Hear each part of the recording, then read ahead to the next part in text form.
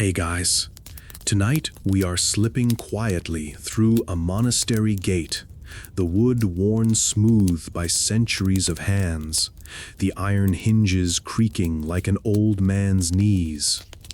The sun has only just sunk beyond the hills, and the courtyard is bathed in twilight.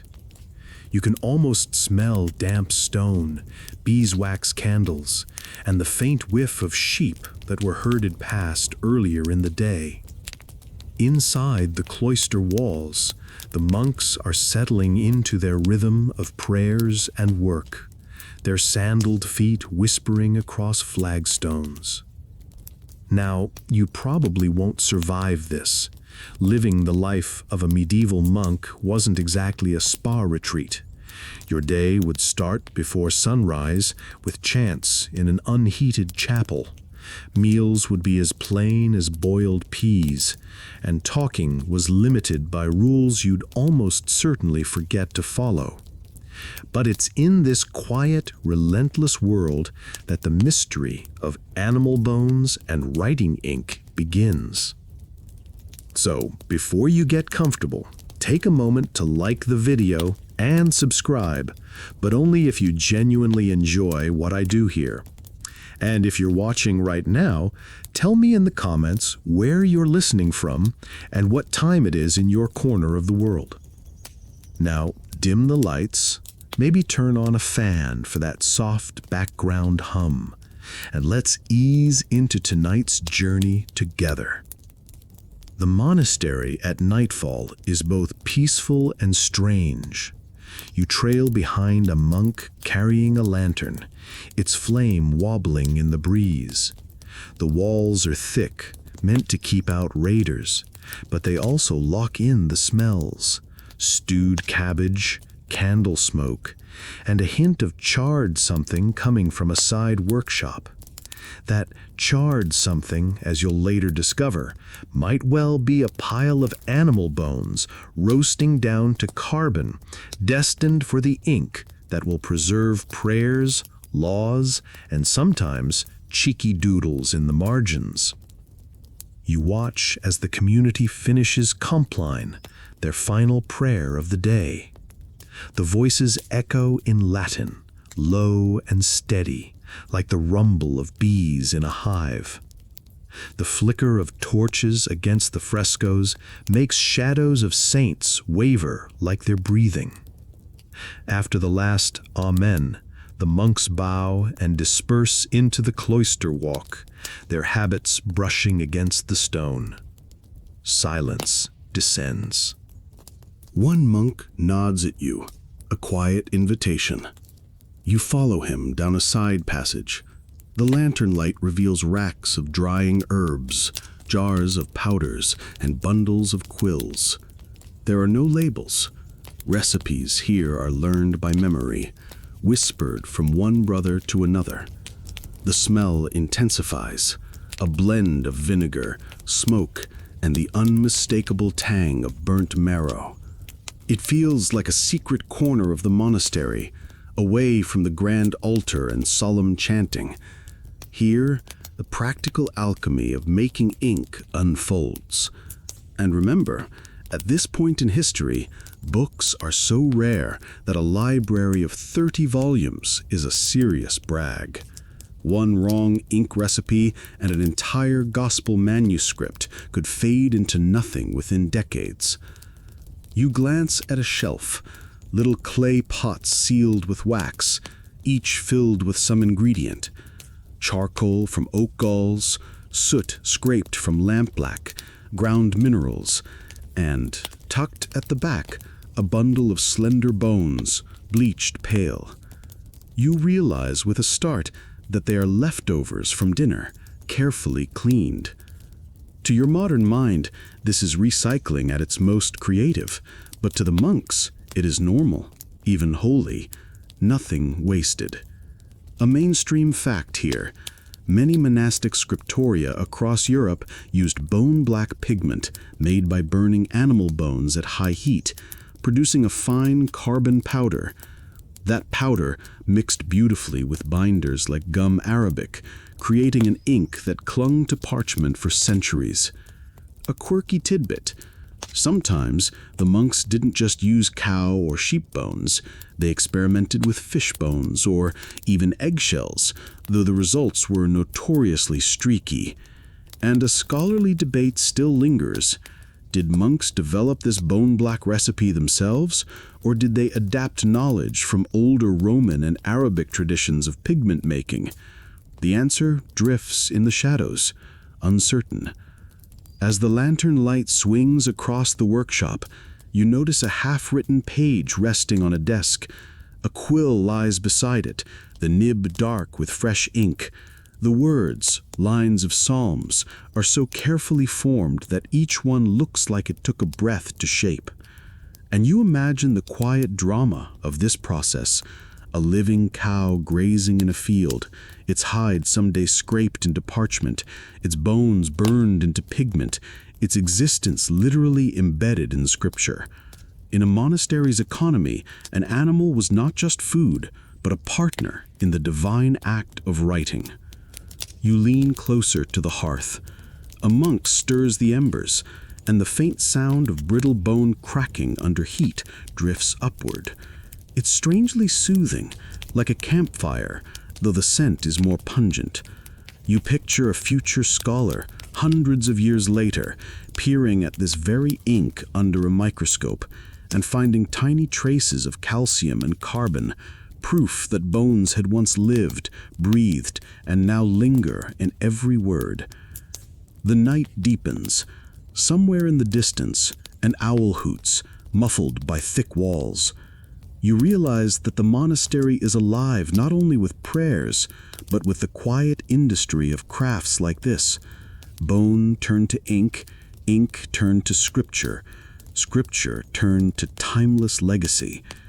The monks may not laugh much, but if they did, they might smirk at the idea that the cow who once mooed in the pasture is now whispering the Gospel of John on a vellum page. And so, as the cloister sleeps, you find yourself steeped in the glow of candlelight, listening to bones crumble, inkpots clink, and quills scratch. The mystery of why monks collected animal bones is no longer strange. It is inevitable, practical, and, in a quiet way, beautiful. You wake to a bell that isn't so much rung as persuaded into consciousness, a soft bronze yawn rippling through the dormitory. It's the middle of the night, matins, when the stars still look awake and you decidedly do not. You swing your legs from the wooden cot, feel the rush of cold stone through your soles, and shuffle along with the others toward the church. The breath of the community rises as one mist in the chill. You're not scrolling anything. Your feed is chant, and the algorithm is the rule of Saint Benedict. You stand in the choir stalls, the candles painting a honeyed edge along the carved wood, and you sing in that flat, steady way that smooths your heartbeat. A mainstream historical fact slips in as naturally as the next psalm. The Benedictine rule, written in the 6th century, structures this day. Ora et labora, prayer and work, dividing it by the canonical hours like pearls on a string. Matins, also called vigils, lauds near dawn, prime in the early morning before later reforms, then terce, sext, none, vespers, and at last compline again. The schedule is the monastery's spine. You just flex around it. After lauds, dawn unzips the sky, and you file into the warming room where a brazier clicks softly. Breakfast is minimalist, a heel of bread, maybe a little cheese if the cow was generous, and watered ale. Call it medieval cold brew if it helps. On fast days, and there are many, sprinkled across Advent, Lent, and weekly rhythms, you're mostly dining on piety and legumes. You push a wooden spoon through a bowl of pottage, thick with leeks and barley, while a reader stands on a small pulpit and reads aloud. The refectory's hush is protected by custom. Mouths eat, ears listen. You don't ask to pass the salt, you signal with your hands, because many orders keep a system of monastic sign language to maintain silence. Here's your quirky tidbit. Cistercian houses compiled surprisingly rich sign lists, with gestures for book, ink, eel, and even honey, which tells you everything about priorities, piety, paperwork, and snacks. You finish, and a brother clacks the wooden tablet, the table bell, releasing everyone back into the stream of the day.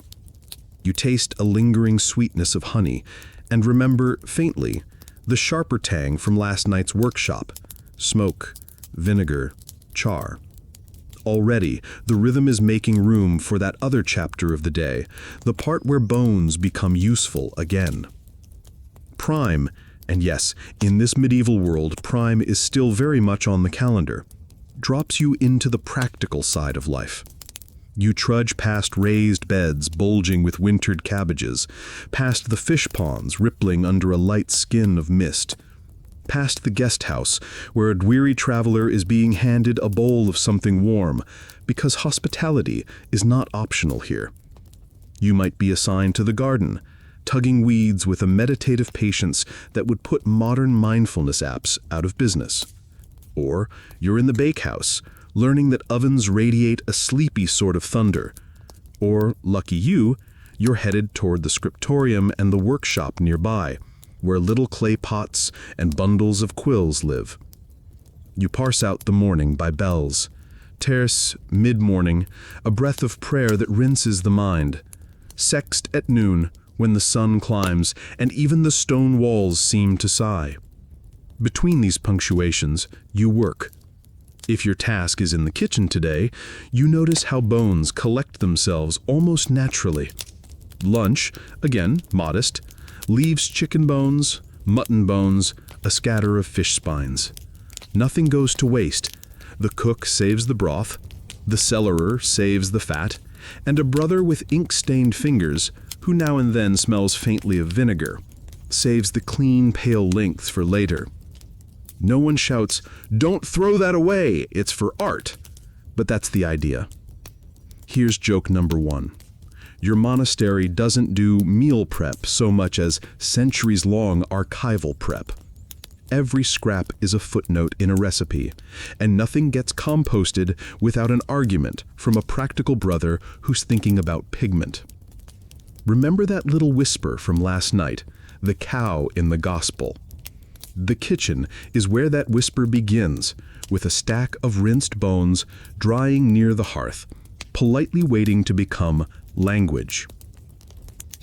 Work drifts. You're sent to the scriptorium to mend quill tips. You sit on a long bench, your knees grateful and your fingers waking up to the feel of the feather's spine, the cut down toward the nib, the careful slice at just the right angle. The room smells like vellum, an oddly warm, animal vanilla smell, and the occasional flare of lamp oil. A cat pads by, utterly certain it owns the place, checking on mouse patrols with the bored professionalism of a supervisor. Another quirky note, some monasteries not only tolerated the cats, but they wrote little notes about them in margins, praising their mouse catching while a tired monk tried to keep ink from spattering the parchment. Yes, you want to pet the cat. No, you don't. The cat has a union. By noon, mid-afternoon, the day's shape is clear enough to rest your mind inside it. You copy a line, practice letters on scrap parchment, feel the slight drag of the quill, the tiny burr that catches if you cut too shallow. The ink today is thick, a good sign. Yesterday, some of it turned watery in the pot, and the illuminator's blue sulked along the lines. Historians still argue whether every monastery kept a dedicated scriptorium producing book after book, or whether many houses mostly bought or traded for what they needed, copying just enough to justify the training. The evidence is patchy, like sunlight through a cloistered arch. But this place, tonight, has pages in progress and ink to use, and that means someone has to feed the workshop with pigment. The bell calls you to vespers. You fold yourself back into chant, hands sliding lightly along the wood. Your mind notices the strange coordination of this place. Prayer shakes the dust, and then hands turn back to work. Work lifts the hands, and then voices turn to prayer. The same bones that thickened a stew now get their second life in a pot, and later a third life as words, mercy, light, amen, skating forever across a page. Joke number 2 arrives gently.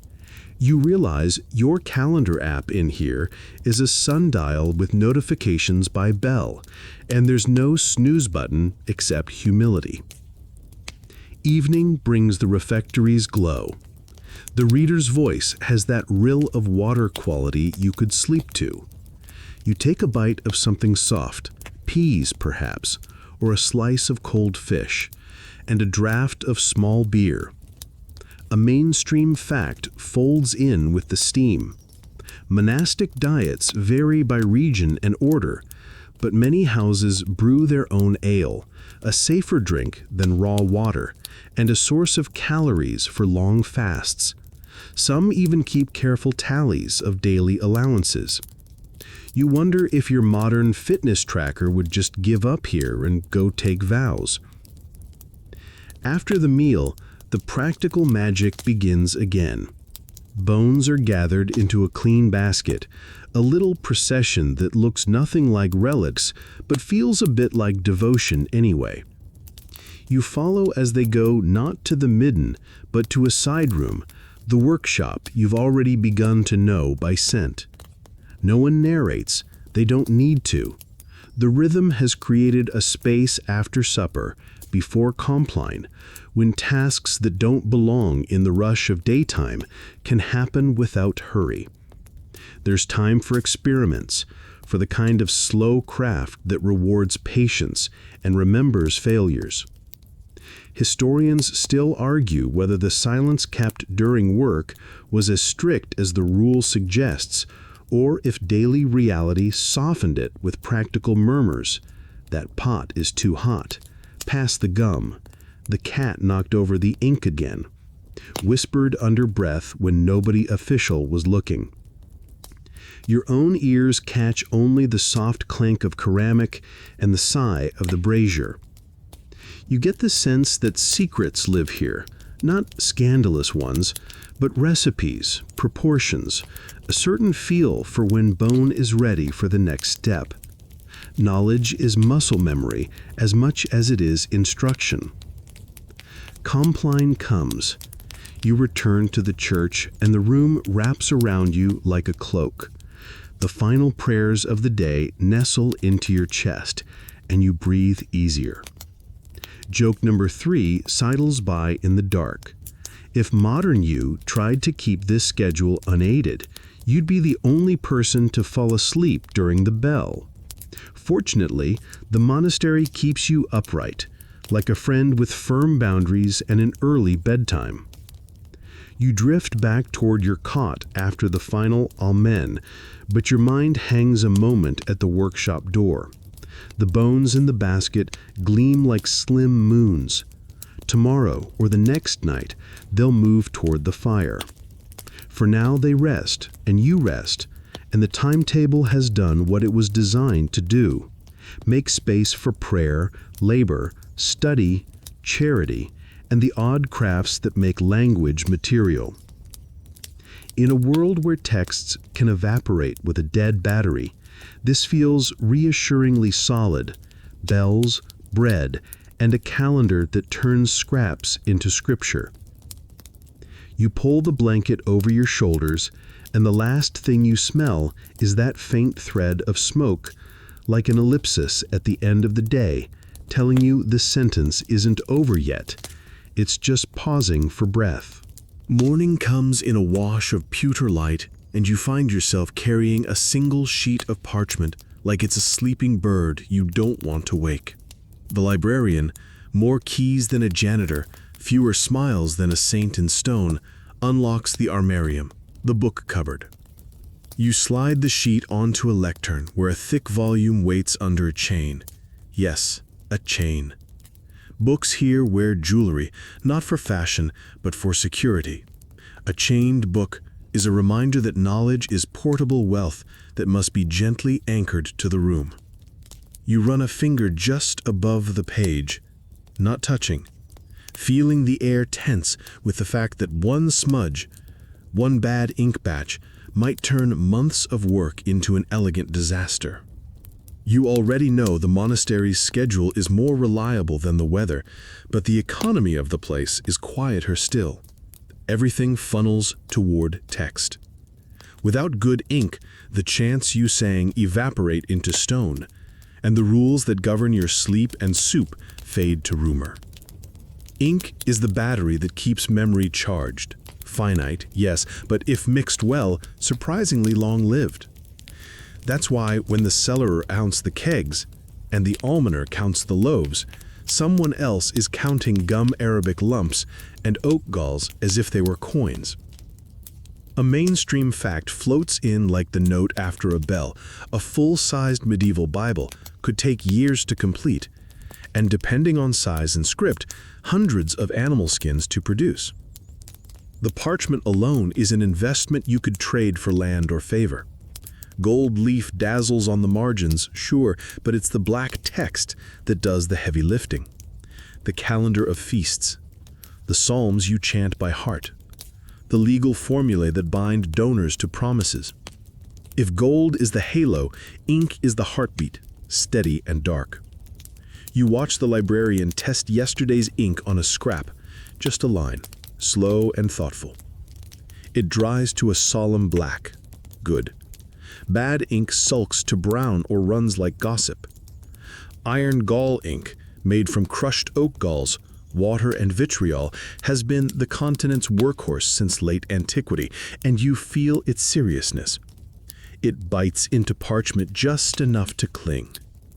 Carbon inks, lamp black from soot or bone black from last night's char, sit more on the surface, velvety and deep. Each has its purpose. For text, iron gall's chemistry grips the fibers. For drawings and washes, carbon's lushness sings. When the two are well made, they age like a grand monastery cheese. Complex, reliable, occasionally whiffy if you stick your nose too close. Here's your first joke of the day. Illuminators like to think they're the influencers, sprinkling gold like confetti. Scribes smile into their sleeves, because the party doesn't start until the letters show up. Gold gets the likes. Your dark lines get the watch time. You head to the workshop and pass a window where the lay brother assigned to accounts is tallying rents. He's holding a split hazel stick with notches, the medieval receipt that says, "You paid, I promise I remembered." Tally sticks are another way to fix memory. And England will love them so much, they'll use them for centuries. But when law needs precision, or a bishop's charter requires the air of eternity, you need words and seals, ink to speak before a judge long after the voices have fallen quiet. That's why the monks baby their ink pots like they're baby birds.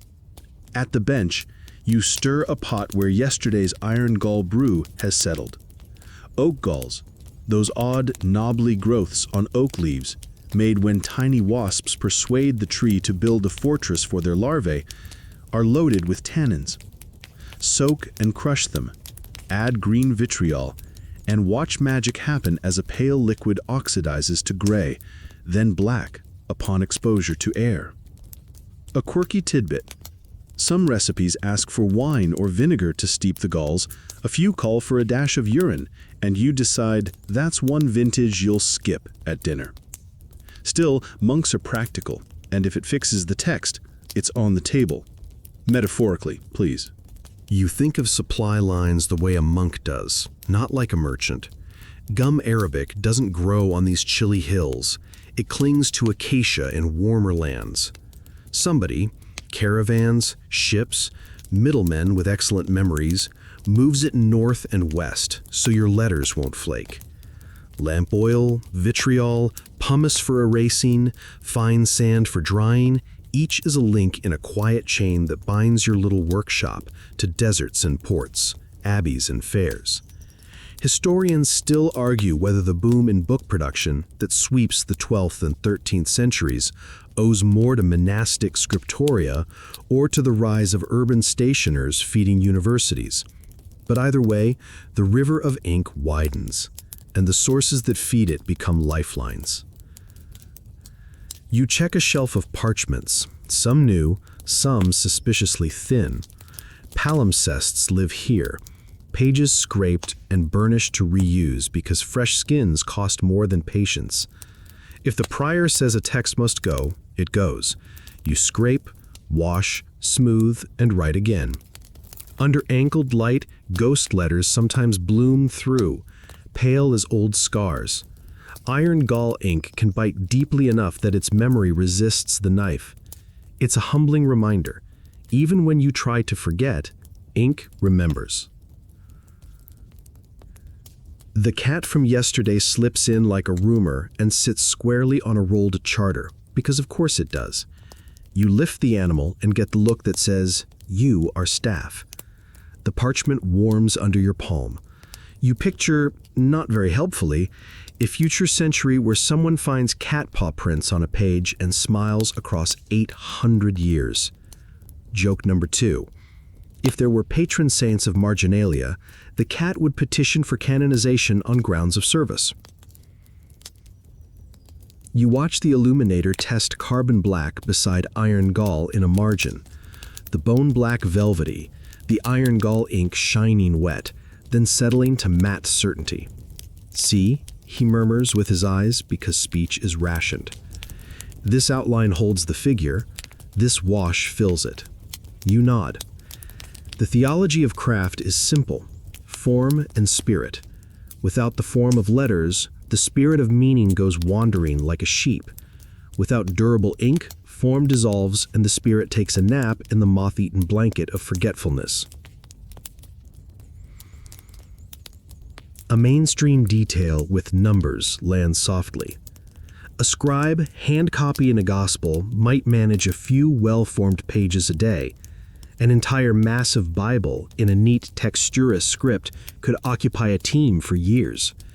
That investment explains the chains and the inventory lists, the lending policies that read like treaties, and the small fines that sting as much as nettles when a book goes missing or comes back stained.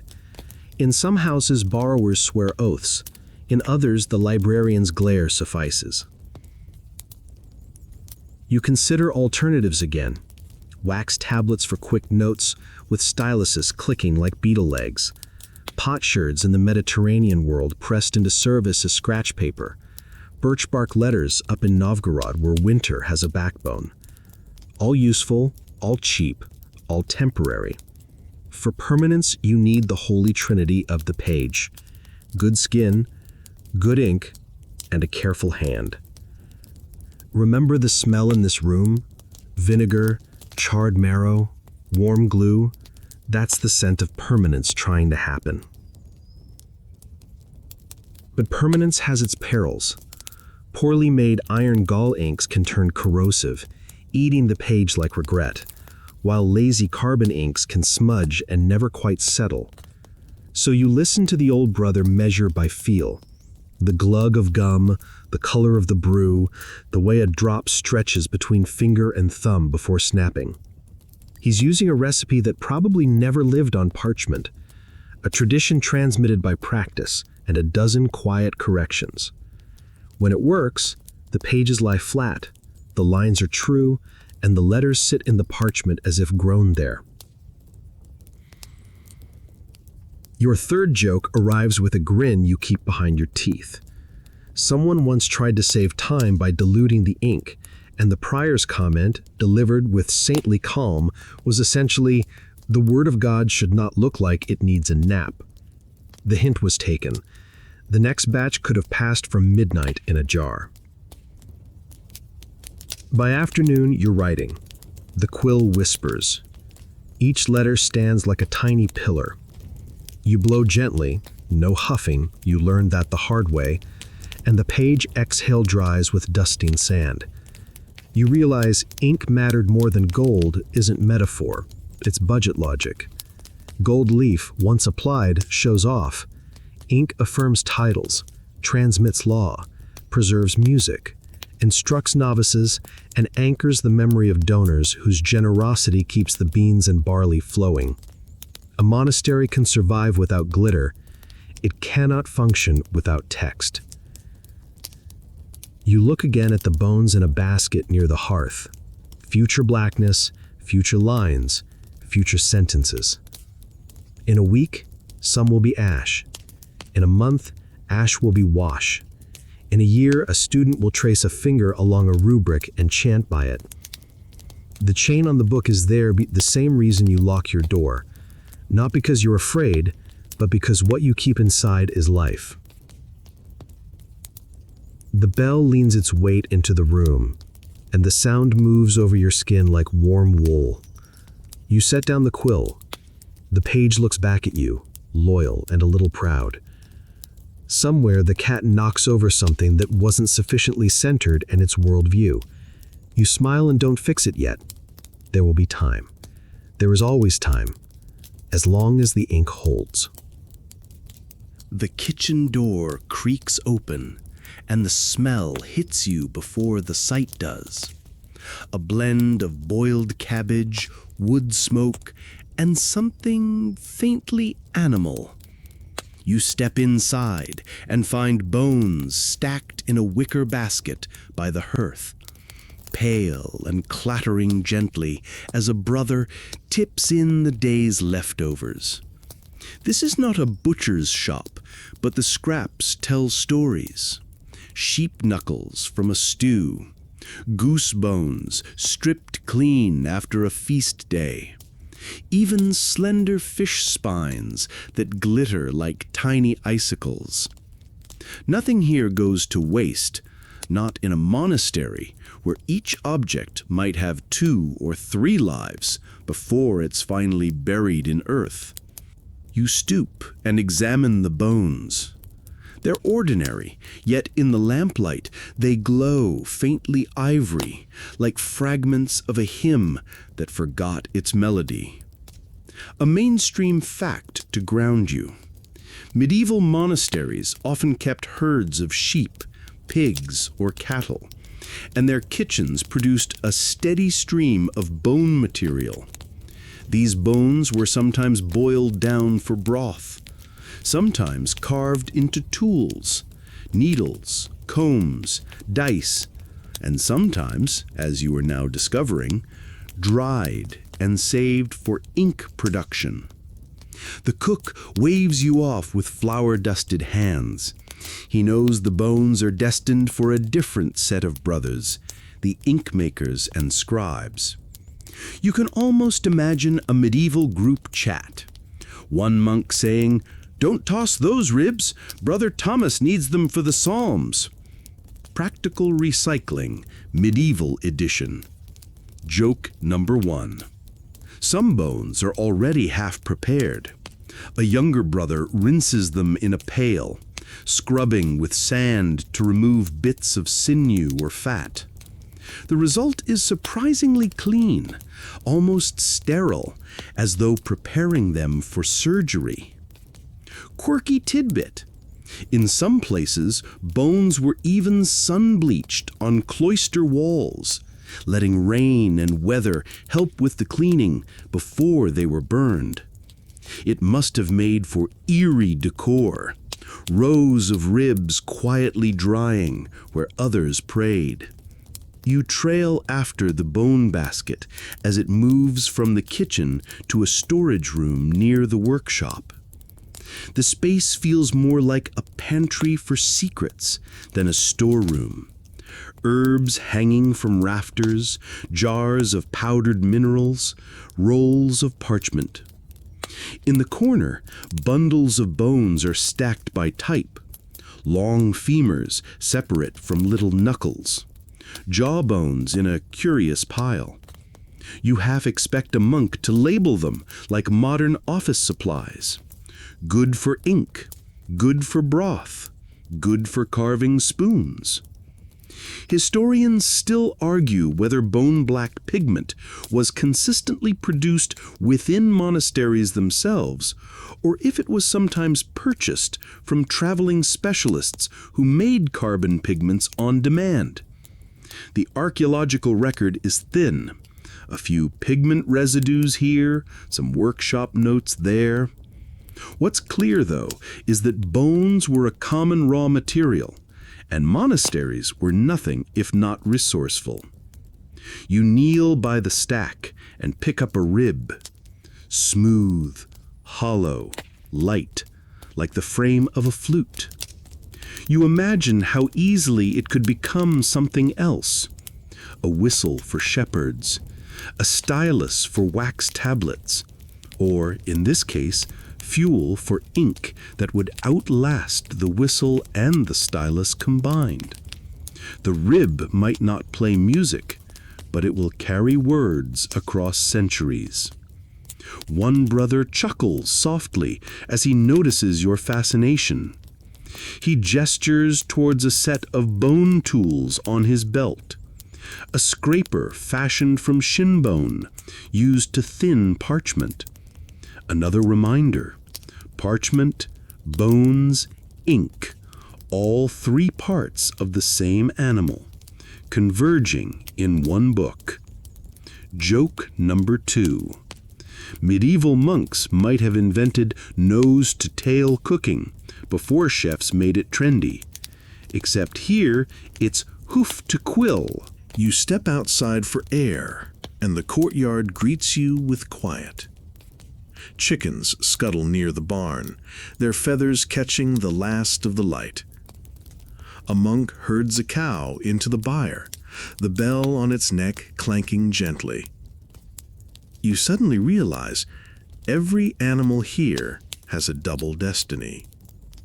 Its milk feeds the brothers, its hide may become parchment, and its bones might end up in an ink pot. This isn't cruelty, it's continuity. A mainstream fact returns like a steady beat. The Latin word ossa, for bones, appears often in inventories, sometimes bundled with materia scriptoria, materials for writing.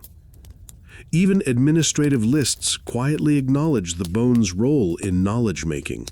Not glamorous, but essential. Back inside, the workshop's brazier is lit, and the first small bundle of bones rests above the flames. The fire snaps and hisses. A monk stirs with iron tongs, careful not to let the bones flare into open flame. They must char, not crumble. Smoke threads upward, carrying a tang you can't quite name. Part campfire, part roasted marrow, part something more ancient. You wrinkle your nose. The monk smiles faintly, as if to say, "Yes, holy work sometimes stinks." You glance again at the baskets, bones large and small waiting for their turn. The sight is almost comical, like waiting room patients ready to become pigment. Joke number 3. If Bones had a Yelp review for this process, it would probably be 0 stars, would not recommend, but admittedly we last 1,000 years. A quirky detail: some recipes suggest boiling bones in vinegar before burning them, to strip any lingering grease and make them ash more evenly. The vinegar tang you smelled last night makes sudden sense. It wasn't salad dressing, it was pigment prep. The flames deepen, the bones blacken, and soon they'll be ground into powder. You realize you're watching not destruction, but transformation. These scraps from dinner, destined for the midden, are instead becoming the foundation of words. In a monastery where nothing is wasted, bones move through stages of usefulness, meal, broth, tool, pigment, and finally, memory. The bell for vespers rings faintly outside, pulling brothers toward the chapel. One monk covers the brazier carefully, leaving the bones to cool in the ashes. You linger a moment longer. The bones that once strutted as geese or clattered as cows now lie silent, waiting to be turned into a fine dust. You sense the paradox. Life reduced to ash, ash turned to ink, ink turned to words that grant life again, spiritual, eternal, recorded. As you step into the twilight cloister, the air feels sharp and clean compared to the smoke inside. You picture tomorrow's task, grinding those brittle bones into pigment. Tonight, though, they rest in the hearth's embers, transformed but unfinished, like a sentence that hasn't reached its final period. You come back to the workshop before dawn. The brazier, only a sullen glow, and the room smells like last night's secret. Smoke braided with vinegar, and an odd sweetness that must be marrow finishing its long goodbye. The basket you watched is empty. The bones you knew have changed states the way water turns to mist. A lidded earthenware pot sits in the coals like a tortoise in warm sand. You reach toward it, palm hovering, and feel a low heat humming. A brother nods at you and taps the lid with a spoon. The sound comes back dull and close, the music of something being remade in the dark. The method is simple by design, because it has to be. You pull the pot carefully from the fire with tongs, set it on a slab, and lift the lid. A puff of breathless smoke curls out, gray and shy. Inside, where white gleam used to be, everything has gone dusky. The bones are now sooty sticks, fragile as burnt bread ends. They didn't blaze. They weren't allowed to. They smoldered without much air, starved of oxygen by the lid and the snug bed of coals. That's the secret. You're not cremating, you're carbonizing. If flames take over, you get chalky ash with nothing to write with. If heat moves slowly and the pot stays sealed, you get what the brothers want. A black rich enough to anchor vowels and outline saints' sleeves. A mainstream historical fact leans in like a patient teacher. The pigment you're making has a name, bone black, also called bone char, composed largely of calcium phosphate with a delicate web of elemental carbon threaded through it. In later centuries, painters will love it for its cool, velvety tone. Printers will swear by it, and sugar refiners, oddly, will discover it filters syrup into clarity. For now, in this monastery, it's ink's dark heart. You lift a piece with the tongs, and it threatens to crumble from its own shadow. The surface catches the lamplight with a sheen that isn't shine exactly, more like the quiet of midnight on water. The brother rubs a corner between finger and thumb. A soft streak marks his skin, as if he's been shaking hands with night. Quirky tidbit: some craftsmen judge a batch by the sound it makes under the pestle. Good bone black whispers like dry footsteps on wool, while poorly charred pieces screech like a violin played by a cat you both know from the scriptorium.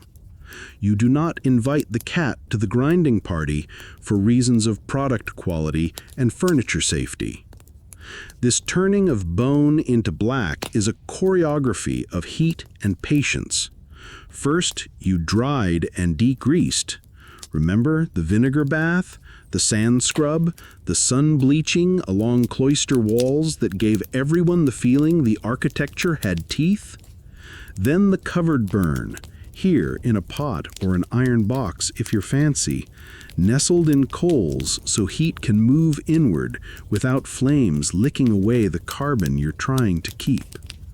Some houses with bigger budgets or good friends in a nearby forge use more specialized covered vessels. Others make do with clay and caution. Historians still argue whether most monasteries achieved a consistent painter-grade bone black in-house, or whether they sometimes bought the pigment pre-made from itinerant specialists who showed up like spice merchants with pockets full of shadow. The brother tips the pot gently, and you hear a soft rainfall of charcoal slivers. They gather in a wooden bowl, a heap of hushed thunderheads. The colors are not uniform. Some pieces go a closed plush black. Others hint at blue or smoke brown. That's normal. Variations in bone type, cow femur versus goose wing, burn a little differently. You notice a stack of smaller pots labeled with marks. Nothing so obvious as sheep or goose, but a code of slashes and circles that means something to the keeper of this corner. If you were allowed to ask, he might say he blends for consistency later. For now, he smiles like someone who knows how secrets keep the day interesting without being dramatic. You set up the mortar, its stone bowl cool and steady, and begin to grind. The pestle lifts and falls, a slow metronome. Pressure matters. Too fierce and you chase bits across the table as if herding soot with a broom. Too gentle and you'll spend 3 vespers in miscompline. The sound settles into that whispered wool step, and your shoulders forget to be tense. The dust rises in a cautious halo, and you keep your face back because this is not a moment for enthusiastically inhaling your future manuscript. Joke number 1. If you've ever burned dinner, congratulations, you've already done the hard part. Now just eat the smell without tasting it. As the powder grows fine, you pass it through a sieve. Larger crumbs go back into the mortar, the fine falls like dim snow into a separate dish. In a corner, a shallow tray waits with a skim of water. You add a spoonful of powder and swirl. The heaviest grains settle quickly, the lightest drift and dawdle. You pour off the top, levigation, a fancy word for decant the floaters, and set that aside as the finest grade. Artists in later generations will prize this for velvety glazes. You aren't painting, not today, but the principle is the same. The smoothest words deserve the smoothest black. A mainstream note from the longer arc of craft arrives with a bookish wink. Late medieval and early Renaissance recipe books, paint shop manuals, and household collections describe making ivory black and bone black by charring in covered pots, always away from direct flame. Ivory black, produced from true ivory, yields an even smoother, blue-tinted black and was a luxury pigment. It shows up in paintings and more rarely in manuscripts, with a budget that could underwrite a choir. Your monastery is not grinding tusk. The cow who walks the cloister pasture supplies everything politely. There's a comfort in that. The gospel shouldn't depend on elephants. You test a pinch of the powder between finger and thumb. It pads soft, like ash that remembers being solid. If it were gritty, you'd be back with the pestle, chasing those last hard bits into obedience. Instead, you let it fall onto a scrap of parchment lightly wetted with clean water. The droplet spreads, dries to a plush gray circle, and when you rub it, barely anything comes away. That bodes well. When it becomes ink in tomorrow's mixing, it will want to stay where you put it. In a lull, the keeper of the pots lifts the lid of a second vessel, smaller, and shows you something odd. A set of delicate comb-like bones charred so evenly they look like lace in mourning. Fish bones, he signs with his hands, remember the monastic sign language from breakfast, and raises his eyebrows. You understand. Experimentation. Quirky tidbit number 2. We won't count, but your inner ledger smiles. Some brothers like to try alternate sources, just to see. Fish bones can make a decent black, but they're often crumbly, and the yield is miserly. Still, the test jars line up like students in a choir, each with its own shade of night. Joke number 2 saunters in, modestly tonsured. This is the medieval version of set it and forget it, except you cannot forget it because your smoke alarm is the prior's nose, and his eyebrows are very persuasive. The brothers watch the fire like it's a guest in need of warm conversation, not drama. You read the room by layering scents. The old glue simmering gently for parchment repairs, the tart ghost of vinegar from the bone washing, the mineral hush of stone, the animal vanilla of vellum. Over all of it sits the melancholic sweetness of char, not unpleasant once you accept it. You think about how smell carries memory. Somewhere, centuries ahead, someone will open a manuscript and claim to scent old leather and dust. They won't know they're also catching a whisper of that cow's rib and this morning's grind. There is care even in what you don't do. You don't stir the pot while the bones are at their most fragile.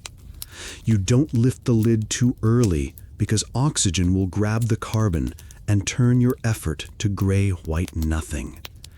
You don't rush the cool down. Slow cooling stabilizes the structure. Some recipes advise taking the pot from coals and burying it in warm ash until the morning. Others leave it beside the hearth, where heat fades like twilight. The brothers here prefer ash.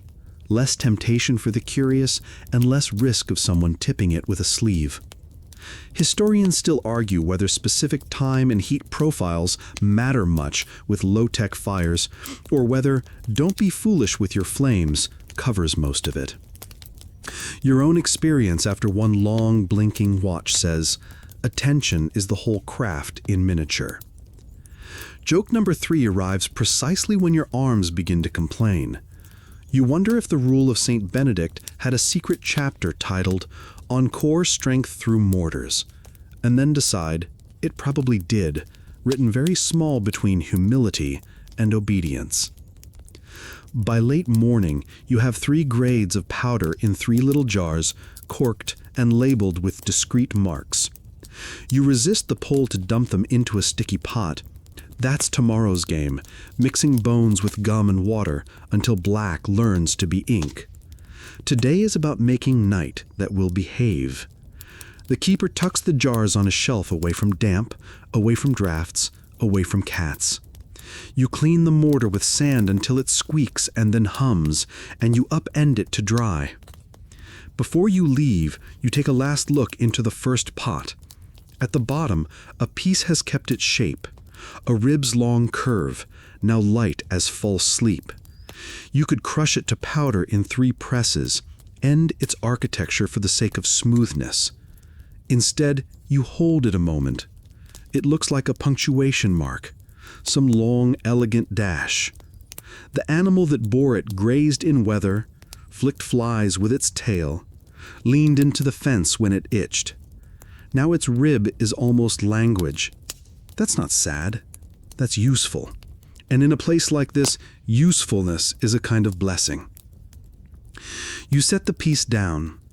The bell for sext rounds your ears and softens your thoughts. You wipe your hands on a cloth, leaving gray echoes like thumbprints on the day. When you step back into the corridor, the cooler air tastes simple. Somewhere behind you, 3 jars of night sit waiting for their next task, sleeping lightly on the shelf, like tame thunder.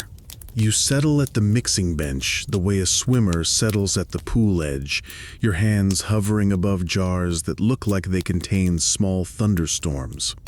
3 tiny vessels of bone-black powder wait like patient owls, their lids corked against the cat's curiosity and the workshop's drafts. Beside them sits a squat jar with a slanted mouth, gum Arabic, already softened in water overnight into a clear, sticky syrup the monks call mucilage. When you lift the lid, it strings between finger and thumb like slow honey, which, as it happens, is also on the table. You remember the steps from yesterday, levigation, sieving, that quiet wool-foot whisper of powder under the pestle, and you're relieved to learn that the next part is less about muscle and more about patience. A mainstream historical fact to tuck behind your ear: medieval scribes commonly bound their carbon-based inks, lamp black or bone black, with gum arabic, a hardened sap from acacia trees that traveled into Europe by trade routes lacing Africa and the Levant to the Mediterranean. Dissolved in warm water, gum gives pigment a body that clings to parchment instead of sulking off in a smudge. You tip a spoon's worth of bone black onto a smooth stone slab. It sits there, a small, moonless night. A brother adds a few drops of wine, not enough to throw a party, just enough to wet the powder and prevent clumping. Vinegar works too. The pigments wake like flour meeting water, darkening to a glossy paste. You feel the handle of the muller in your palm, a heavy glass pebble with a flattened base. If glass is a luxury here, a rounded stone does the same job. You begin to circle, slow and steady, grinding the black into slickness. The sound is soft and satisfying, like someone sanding a violin into silence. Joke number 1 arrives wearing an apron. This is essentially a medieval smoothie, except it is emphatically not for drinking, even if the ingredients do include honey and a splash of wine. Your stomach politely opts out. Your hands keep stirring. You pull the gum jar closer. The mucilage wobbles agreeably. You trickle a thin stream into the paste, watching it go from mud to ink, still thick like cream on a cold day. Too much gum and the nib will stick and skip as if the parchment were made of tiny hedgehogs. Too little and the letters dust away when you breathe. The proportions are a dance, not a law. You test with a quill on a scrap. A slow stroke, a little curve.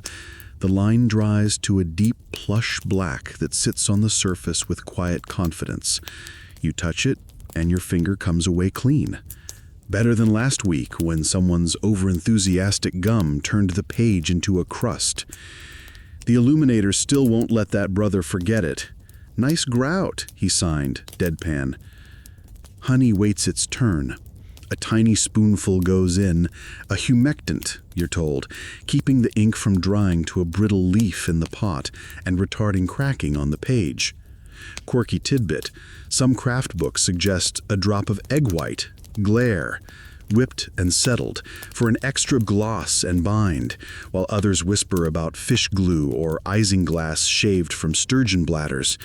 You add the honey this time, watching it disappear into black like a secret told to someone trustworthy. The scent brightens the workshop's charred undertone, and, for a second, you think of breakfast. Then the vinegar taps your nose and rescues you from culinary confusion. The cat arrives precisely when wet ink is on the testing scrap, of course, tail aloft like a pennant of misrule. Joke number 2, the workshop's warranty does not cover paw prints, and yet history does. Archaeologists have found them, and every scribe who ever lived feels seen. You strain the ink through a square of linen into a small glazed pot to catch any stubborn grains that escaped the grind. The drip is slow and contemplative. You knock the muller free of its thin coat of black and scrape the gathered paste into the pot with a bone spatula, another place where yesterday's rib finds new dignity. The lid fits tight. A wick of string wrapped around the rim will keep curious insects from staging an expedition. Historians still argue whether European houses leaned primarily on imported gum arabic or often substituted local gum from cherry and plum trees when trade hiccuped or budgets frowned. Some recipe books make bold claims, others quietly swap ingredients like a cook using pears when apples ran out. The end goal never changes, a line that flows, dries, and stays. You set the pot by a gentle heat to marry the ingredients. Nothing fierce, just the memory of warmth. Too hot, and the gum will turn a sulky, caramelized brown, too cool, and the components resist one another like toddlers at nap time. The brother in charge watches with that world-class monastic skill of attending without staring. He taps the side, listens for a certain dullness that means viscosity is right, then nods. You test again with a new quill. The stroke lays down like a well-behaved ribbon. You tilt the scrap and no shine remains after a moment, only matte certainty. You think about all the ways people have tried to get ink to behave through the centuries. A pinch of salt to deter mold, a clove bud floating like a tiny lifeguard in a pot when you can afford it, a tight leather cap to keep air at bay. A quirky storage trick whispers in from travelers' tales. Some scribes filled blown eggshells with ink and sealed the holes with wax, portable inkwells for long journeys. You eye a stack of goose eggs on the kitchen sill and imagine the prior's face if you requisitioned breakfast for stationery. Maybe later. A mainstream detail about tools sidles over. Before writing, scribes pounce the parchment with fine powder, chalk, ground pumice, or cuttlefish bone to lightly abrade and degrease the surface so ink grips. Yes, another bone doing paperwork. You rub a fingertip over a pounced sheet and feel the faint tooth, like a whisper of sand under skin. It's a small preparation that saves you from grand smears. The debate over ingredients turns more philosophical when the illuminator signs soot is softer. He favors lampblack for certain outlines because it can be ground finer, captured above oil lamps with a concave spoon, or even a bread slice used as a soot sponge. You nod. Bone black brings a cool depth. Lampblack sometimes offers more inky silk. Historians still argue whether carbon inks like these were preferred for drawings, while iron gall carried most of the text load, or if in some houses carbon reigned everywhere simply because it was less corrosive to quills and pages. Surviving manuscripts suggest a mix. Your own eye today likes this bone black's poise. You decant a portion of the fresh ink into a traveling inkhorn, a small cow horn trimmed and capped with wood, and tuck it into a pocket on your belt. The rest remains in the glazed pot on the shelf, its lid sealed with a twist of waxed linen. The shelf itself feels like a tiny fortress, high, away from heat, zealously defended against spills by a lip carved into the wood. A strip of parchment hangs from a peg with notes in an economical hand. Bone, fine. Gum, 3 parts to 1. Honey, a bean. You smile at the medieval unit. Joke number 3. Someone should publish the monastic cookbook of approximate measurements, featuring classics like Enough to Please St. Jerome and A Little Less Than Last Time. Your hands remember the motions now. Wet, mull, bind, test, strain, rest. The rhythm is the same whether you're mixing bone black or making an iron gall brew to bite letters into the skin of the page. Yet the feel differs. Carbon ink is a gentle guest. It sits on top and minds its manners. Iron gall is a purposeful visitor with small teeth. It settles in. You imagine tomorrow's scriptorium choosing between them the way a singer chooses registers. Head voice or chest voice. Both music, both true. Before you leave, you touch a quill to the fresh pot one last time and draw a tiny line along the edge of a practice sheet. It dries evenly, no halos, no granular hiss under the nib. The line is, in the best sense, boring. Dependable, uninteresting, exactly what a monk needs for 80,000 more just like it. Your shoulders drop. The bench creaks a blessing. Somewhere the bell stirs itself up for terse, and the sound threads through the room like a reminder that all this mixing and measuring is simply another form of prayer. Attention poured into a vessel and then offered up in lines and letters. You cap the pot. The cat, denied further involvement, performs an offended loaf in the doorway. The vinegar jar, the honey spoon, the muller, each goes back to its appointed place, an inventory that looks unimportant until you imagine a library without ink. The room smells faintly sweet now, and the smoke of yesterday has receded into a memory clinging to your sleeves. You rub a thumb across your fingertips, and they come away shadowed, as if you've shaken hands with the night, and the night was cordial. The ink rests. You breathe. Tomorrow, it will speak.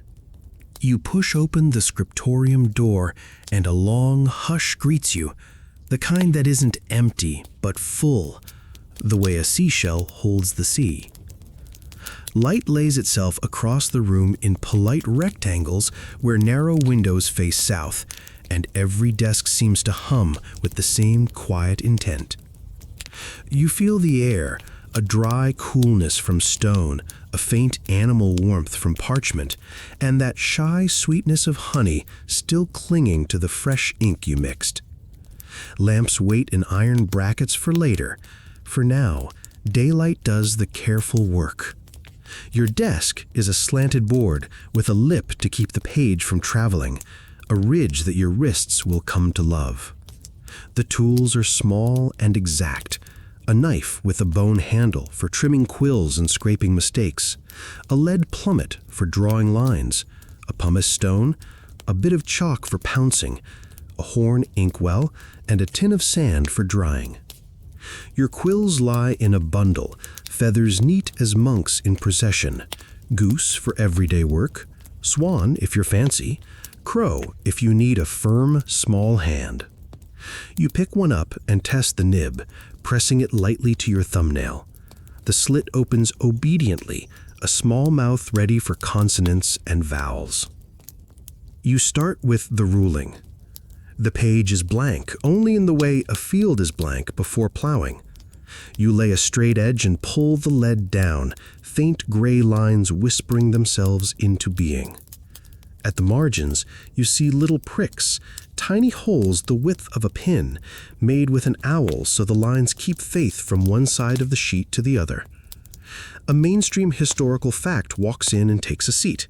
This practice of pricking and ruling is standard across medieval Europe.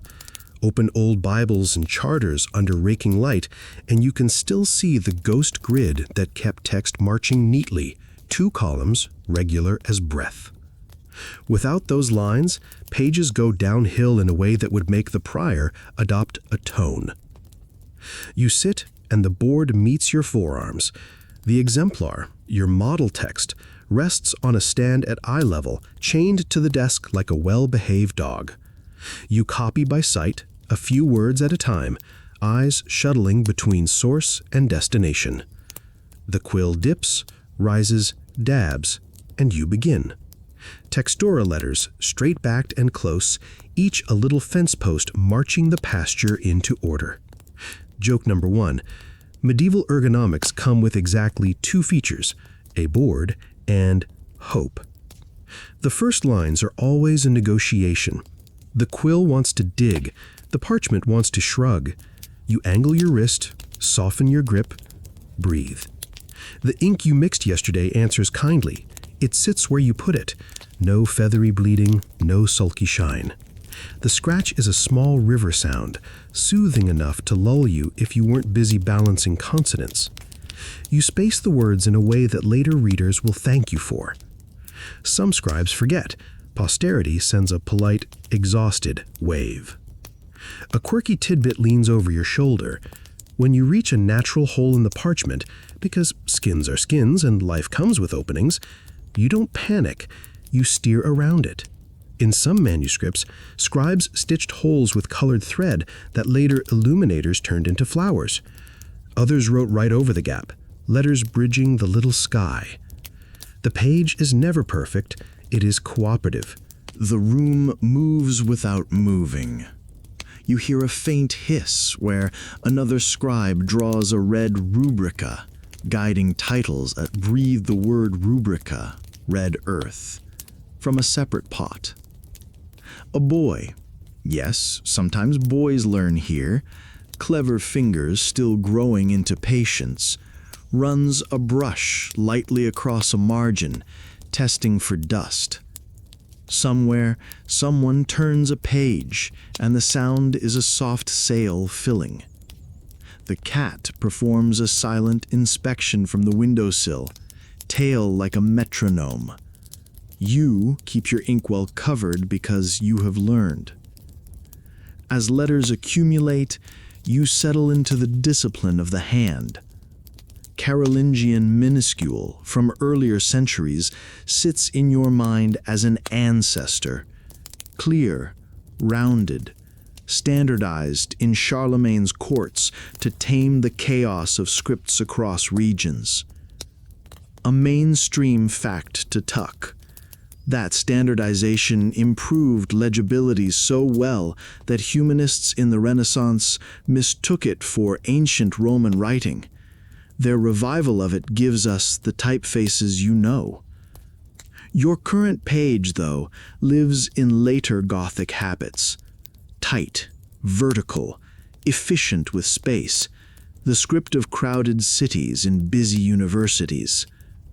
When you lift your eyes and the room makes you drowsy, you joke to yourself that textura is the medieval version of condensed font to fit the essay on one page. You reach for the knife, not for drama, but for grace. A letter has gone a hair too heavy, a blot bulges at a serif. You tilt the blade and gently scrape, the ink lifting in a faint powder. You pounce with chalk, rub with a soft cloth, and pass your fingers over the spot. The page forgives. Joke number 2 arrives with a wink. This is Command Z, 13th century edition, with better arm workout. You punctuate with minimal flourish. Medieval texts often run on like a river, with marks to steer the reader's breath rather than halt it. You write abbreviations, strokes over letters that confess I was in a hurry, but really say this is the standard. A hairline curve indicates an omitted M or N. A little 9 shape collapses us. The economy is elegant. When you do need a capital, you leave a soft vacancy, a square of uninked potential where the illuminator will later plant a seed of color. At midday, your back sends a message. You stand, shake your hands, and look down the long room. Some desks hold single scribes. Others share a long table, leaves of a choir spread like playing cards.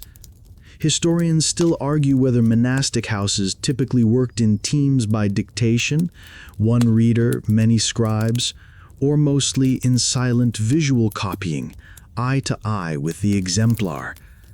Evidence suggests both. Business-like university shops favored speed by dictation. Cloisters like this often practiced the slow fidelity of the gaze. Your ears say only this: today, no one reads aloud. You return to your seat and see the page emerging as a small architecture. Margins measured, columns true, a ruling grid that keeps you honest. At the foot of the gathering, you'll later add a catchword, the first word of the next choir, insurance against binders shuffling leaves like distracted card players. In the upper corners, you may add choir signatures, discrete letters or numbers to shepherd the gatherings into order. Quiet logistics support quiet beauty. You approve. Ink thickens as the pot sits. You stir with a sliver of bone. You wet the nib lightly with your tongue. Yes, you do. Everyone does. And dip again. The line returns to itself. You keep a bit of bread at hand, not for eating, but for erasing greasy smudges. Fresh crumbs lift marks without biting the page. Quirky cleaning hack. Future centuries will call this a needed eraser and charge extra. You pay with crumbs and humility. Outside, a bell combs the air, sext, and lunch comes with the low grace of barley soups and a wedge of cheese. You leave your place as it is, lay a knife across the page to mark your line, and cover the inkwell. In the refectory, a reader's voice floats. You notice how the rhythm of copying follows you even as you chew, slow, measured, patient. Joke number 3, no coffee break. Your stimulant is Latin. Back in the room, lamps begin to earn their keep. Shadows pool under desks. Flame glows along the edges of letters. You adjust your posture, shift the board to catch the light, and keep your strokes deliberate. Writing by lamplight is a craft of intervals. Dip, stroke, breathe, tilt, listen. If the wick smokes, you trim it with scissors that look like a question. If the lamp sputters, you move to the window and let the last pale gold of day steady your hand. Someone sighs down the row, the kind of small, satisfied exhale that means a page is finished. You glance, envy briefly, and then fold yourself back into the line you're making. You are not hurrying, you are partnering with time. The ink dries. Sand whispers when you need it. The knife smiles in its quiet way when you don't.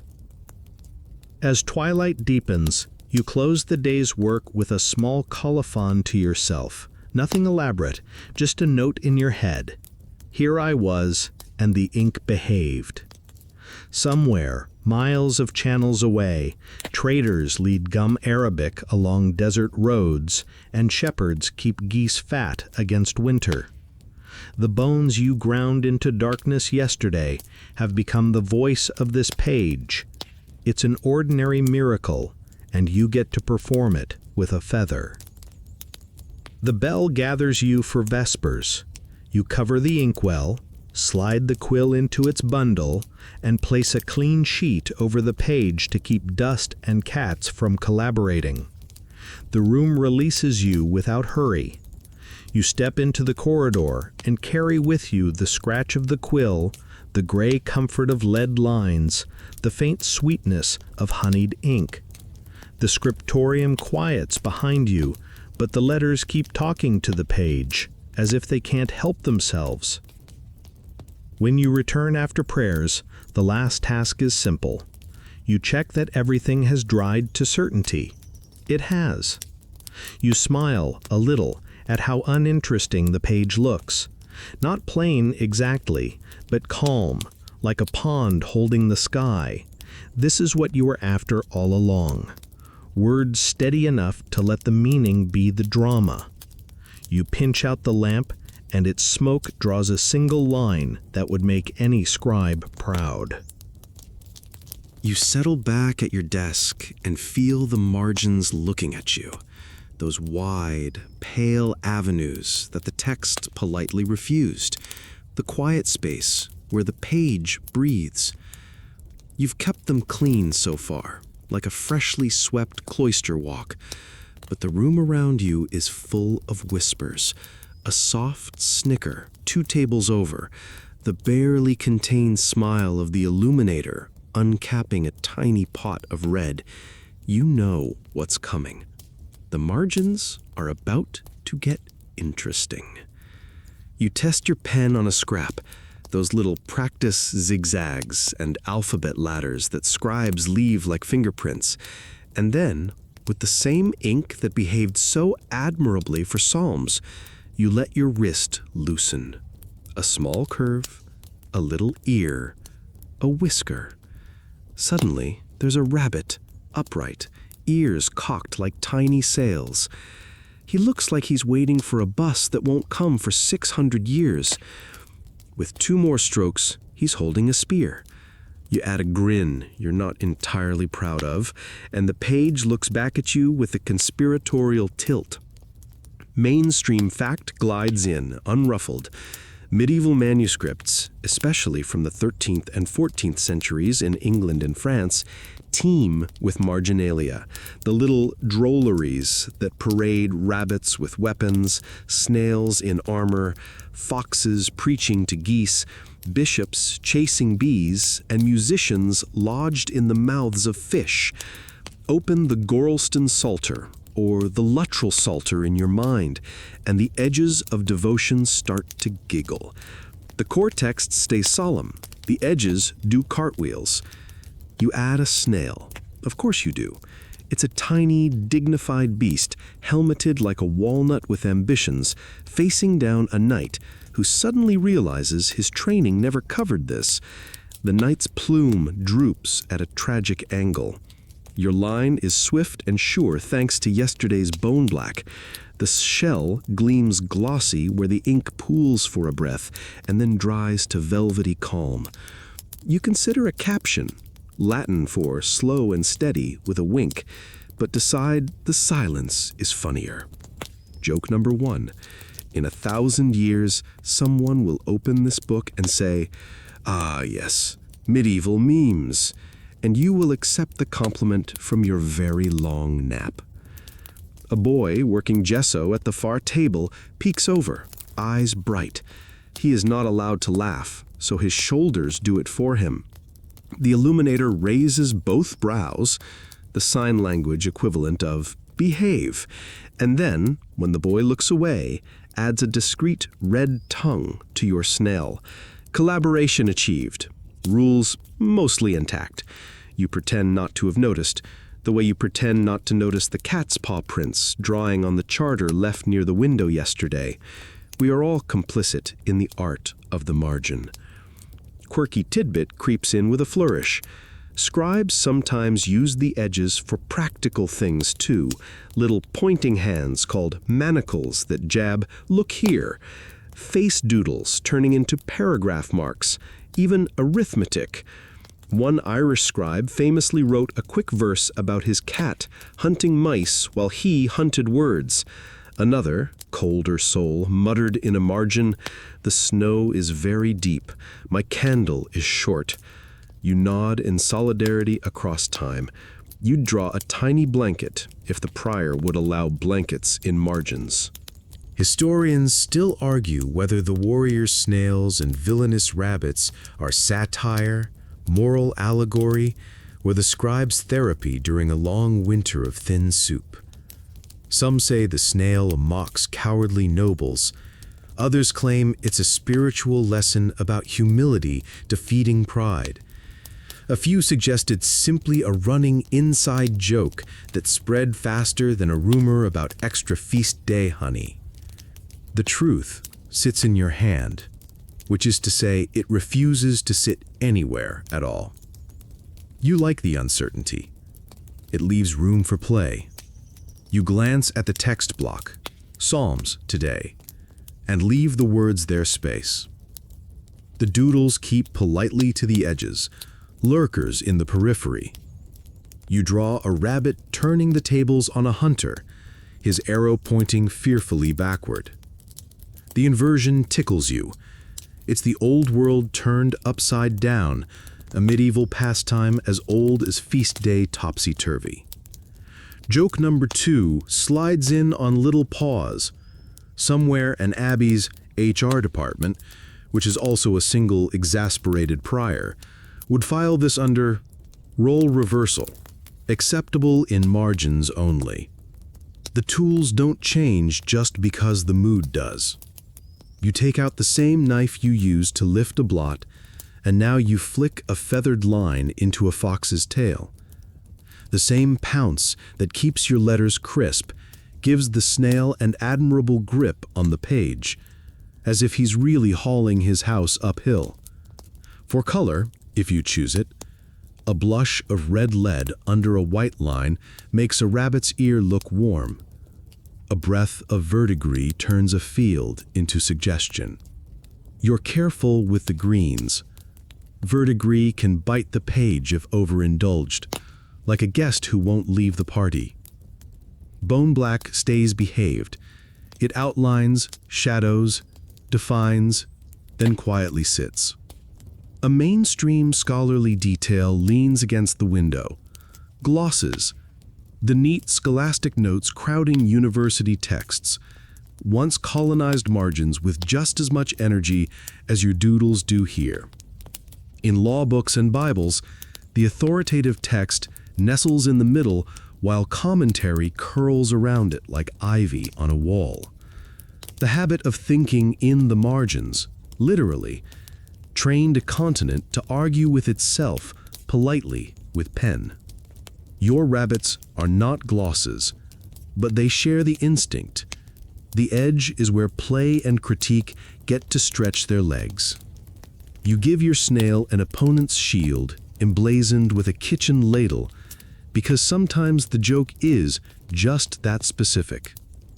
The boy sees again and nearly inhales a gold leaf. You assume no responsibility and consider adding a musician perched on a branch, portative organ balanced on his knee. He'd need tiny bellows. You sigh happily and draw them. Because of course you do. The cat arrives and sits squarely on your blank folio, as if auditioning for sainthood in distraction. You relocate the animal with the respect due to a senior staff member, and use a crumb of bread to lift a hair from the ink. Joke number 3, the cat has notes on your composition, and they involve more fish. You think about time. Margins are time you weren't strictly given but took kindly. After copying 3 columns that marched like soldiers, your hand needs to remember curves. The rule doesn't forbid delight, it just doesn't schedule it. You carve it out with a feather. You sketch a vine that spills down the border and ends, inexplicably but delightfully, in a tiny man playing a bagpipe through his nose.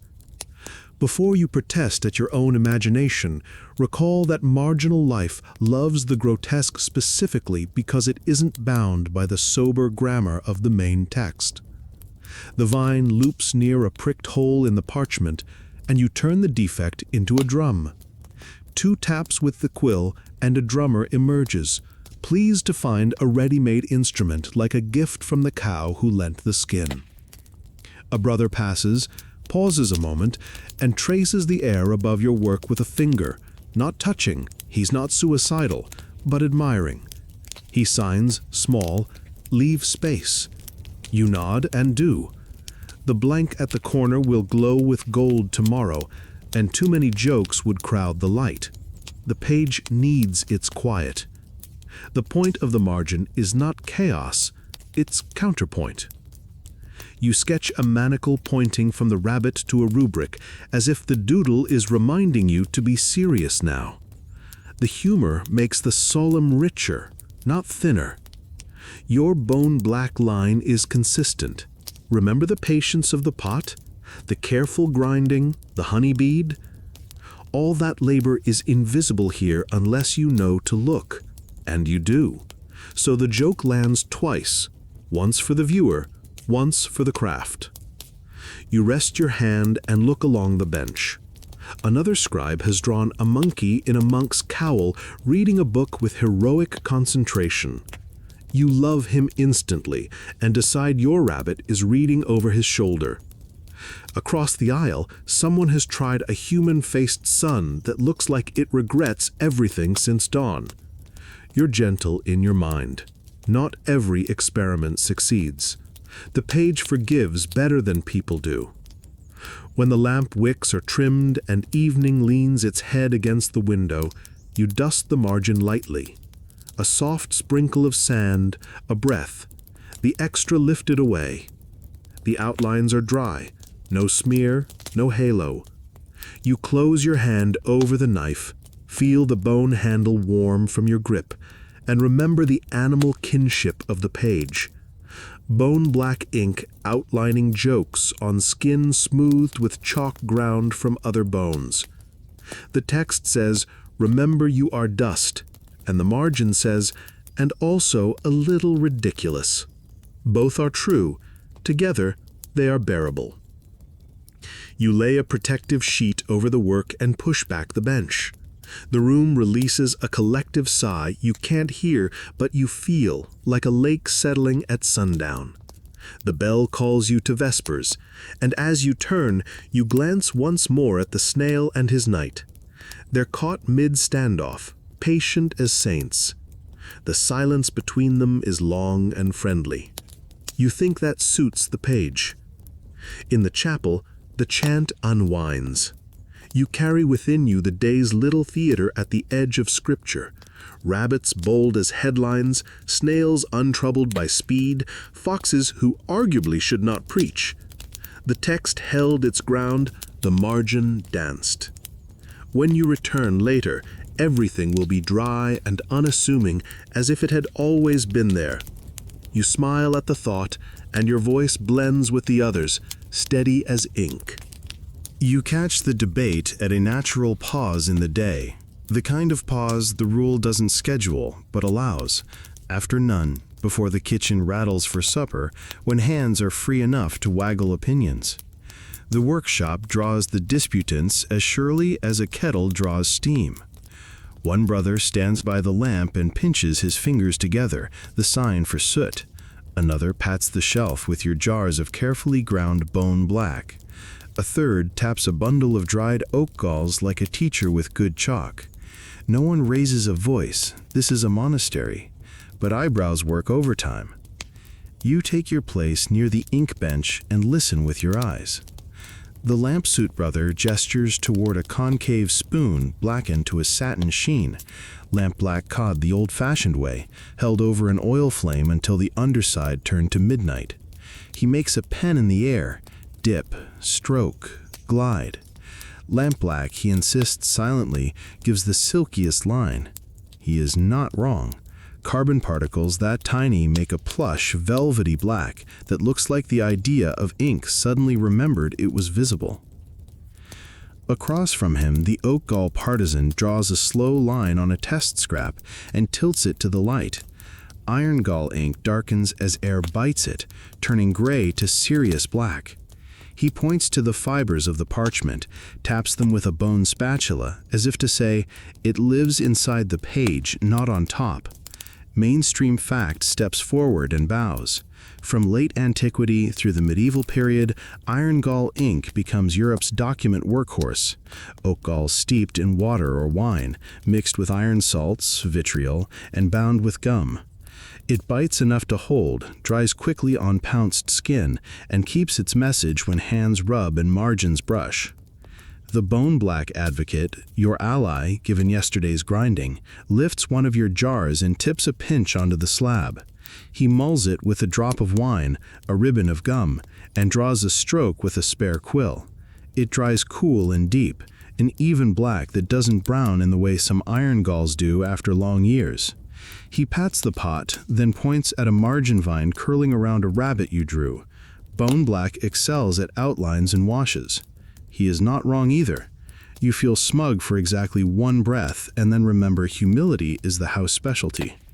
Joke number 1, you briefly consider starting a medieval ratings channel.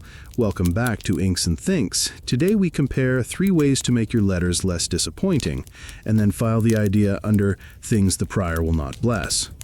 You stir a pot with a sliver of bone and bring texture into it.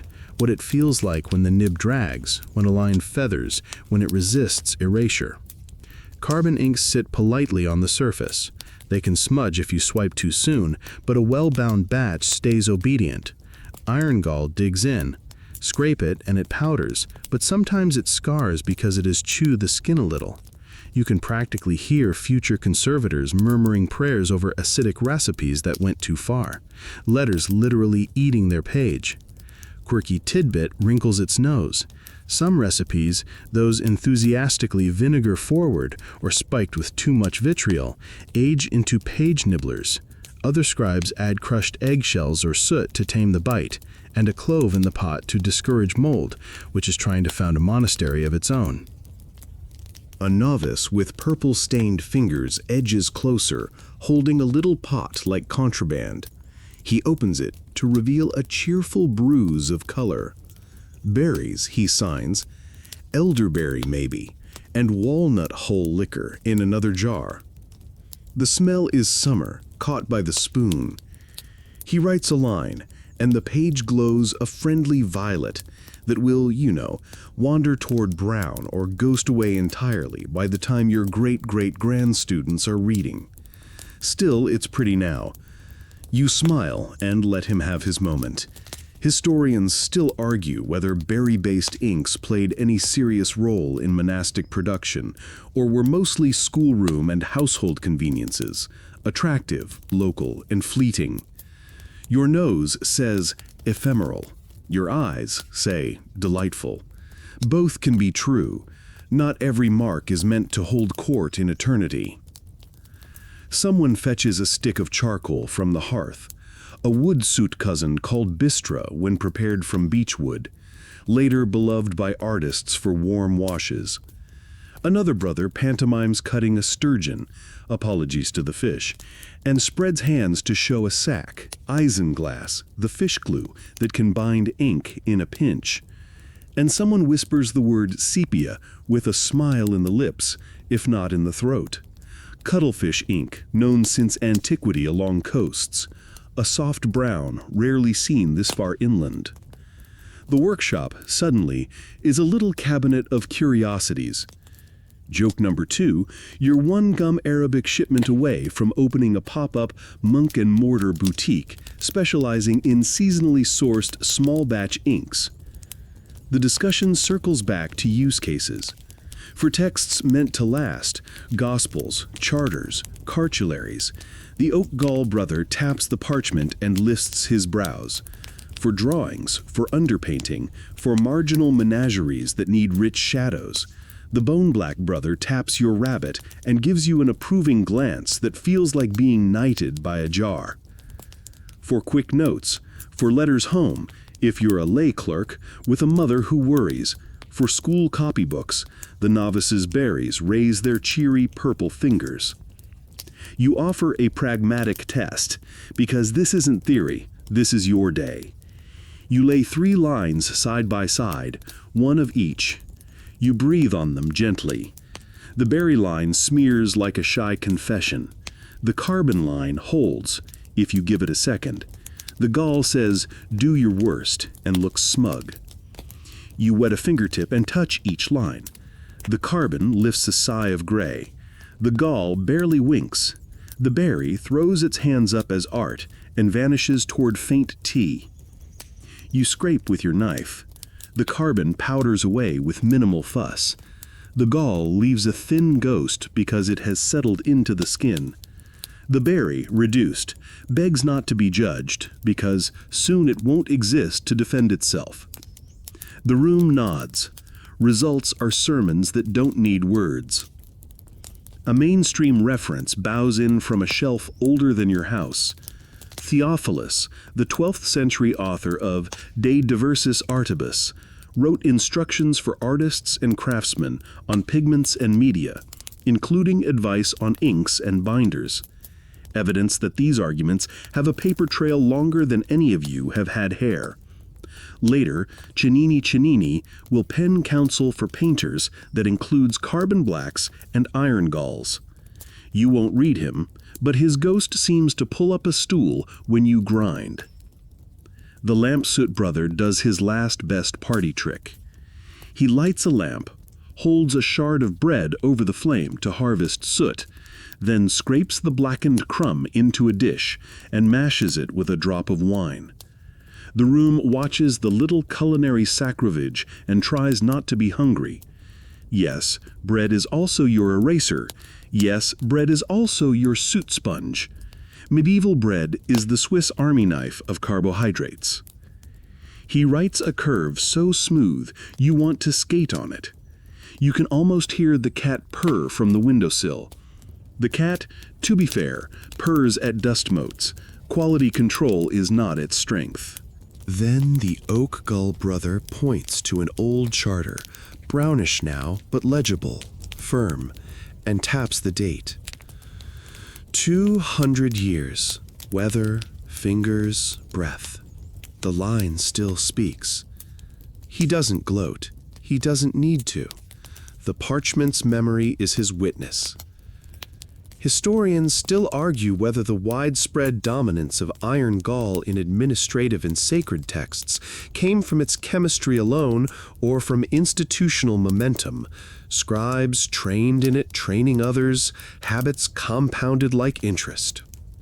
Your hands know one answer, the archive knows another. Either way, the world learned to trust the bite. You retreat to your bench and mix a small dual batch, 1 pot of gall for today's columns, 1 pot of bone black for the border you know you'll draw when the bell gives you a breath.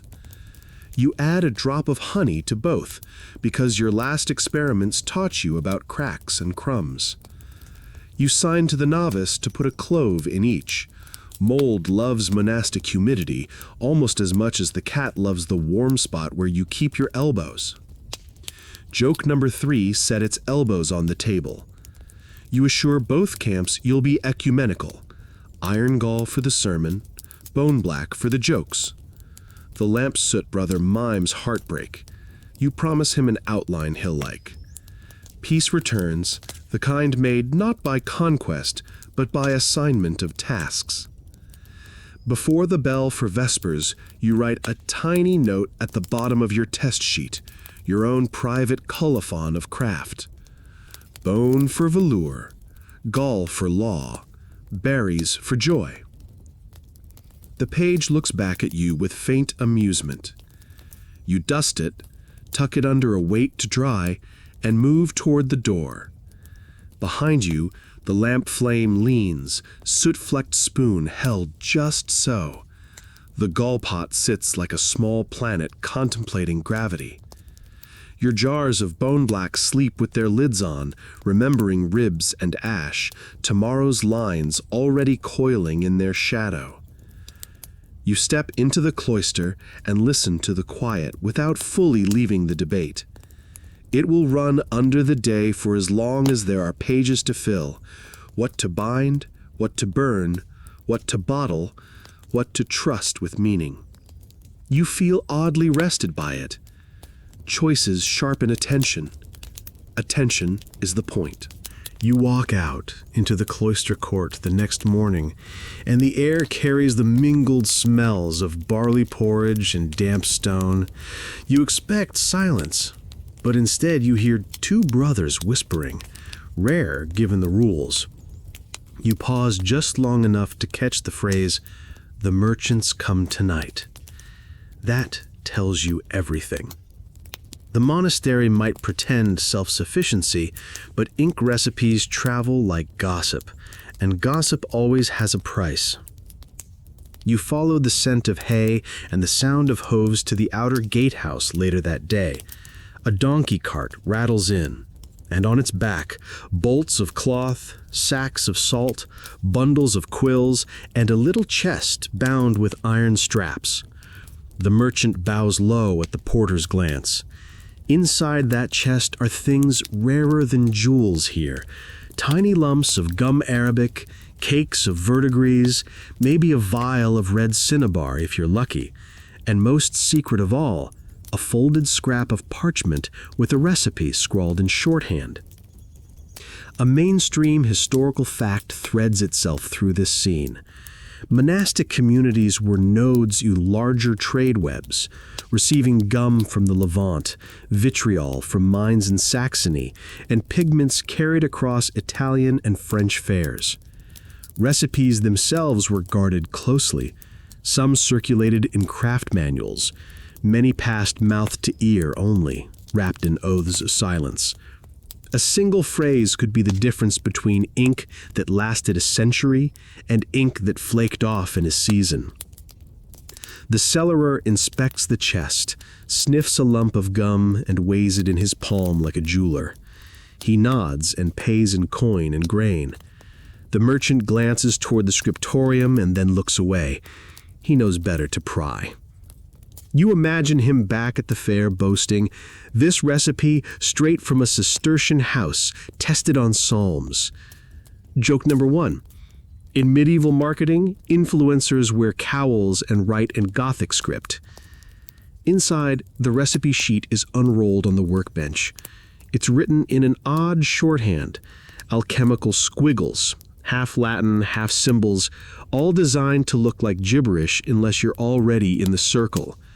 One sign means oak gall extract, another stands for honey to taste. You smile. Secrecy loves drama.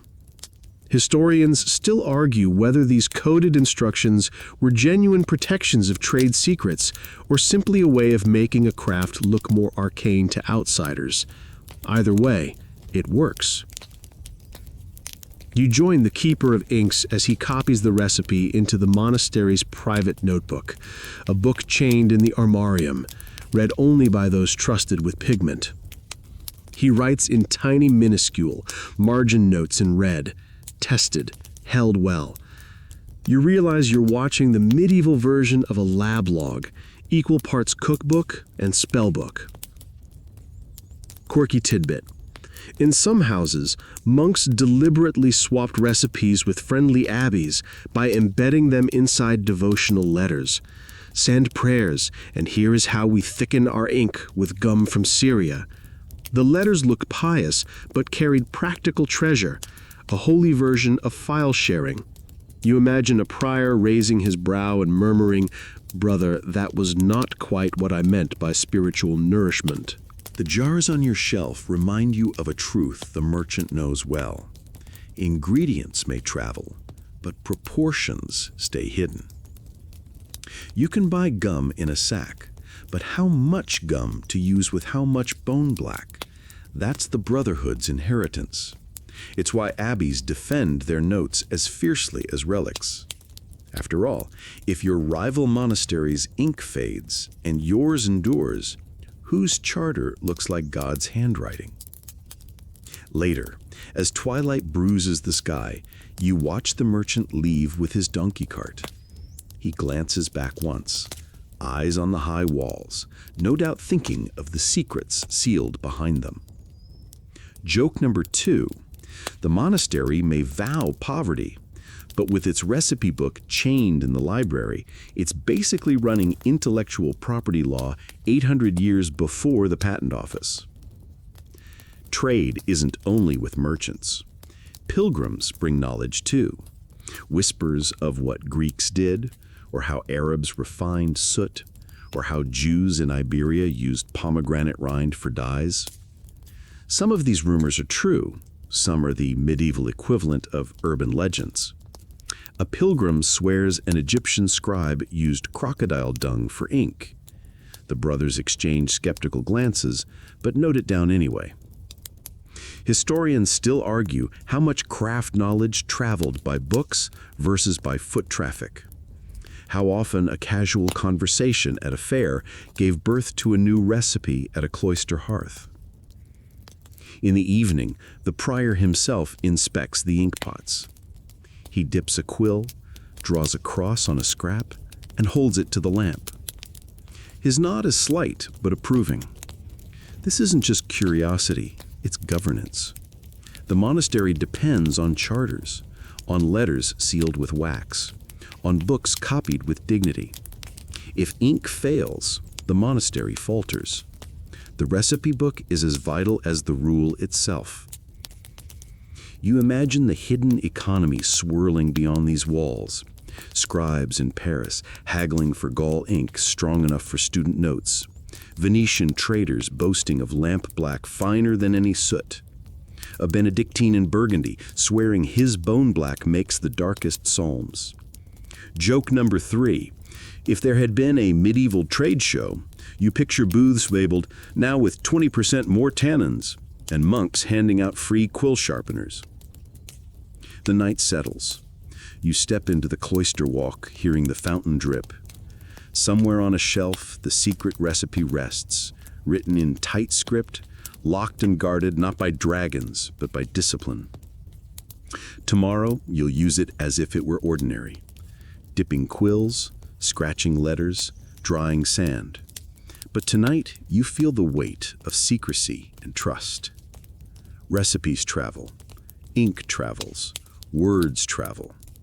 What does not travel, at least not freely, is the know-how, the gestures of the hand, the feel of viscosity, the sound of powder under a muller. That the monks keep close. You breathe deep.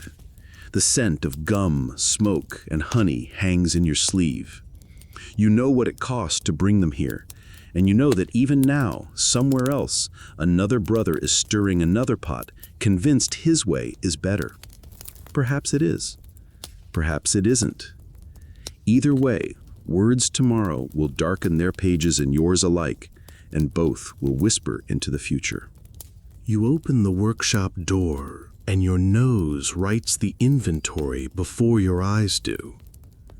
First comes the shy sweetness of beeswax, soft and round, the kind of smell that wears a halo. It rises from candles gone tear-shaped in their iron cups, the wax pooling like little gold ponds along the rims. Then a sharper thread steps forward, vinegar, clean and insistent, as if the room keeps a jar of scolding on a shelf. Beneath both, a darker note, charred marrow, the memory of bones turning into night.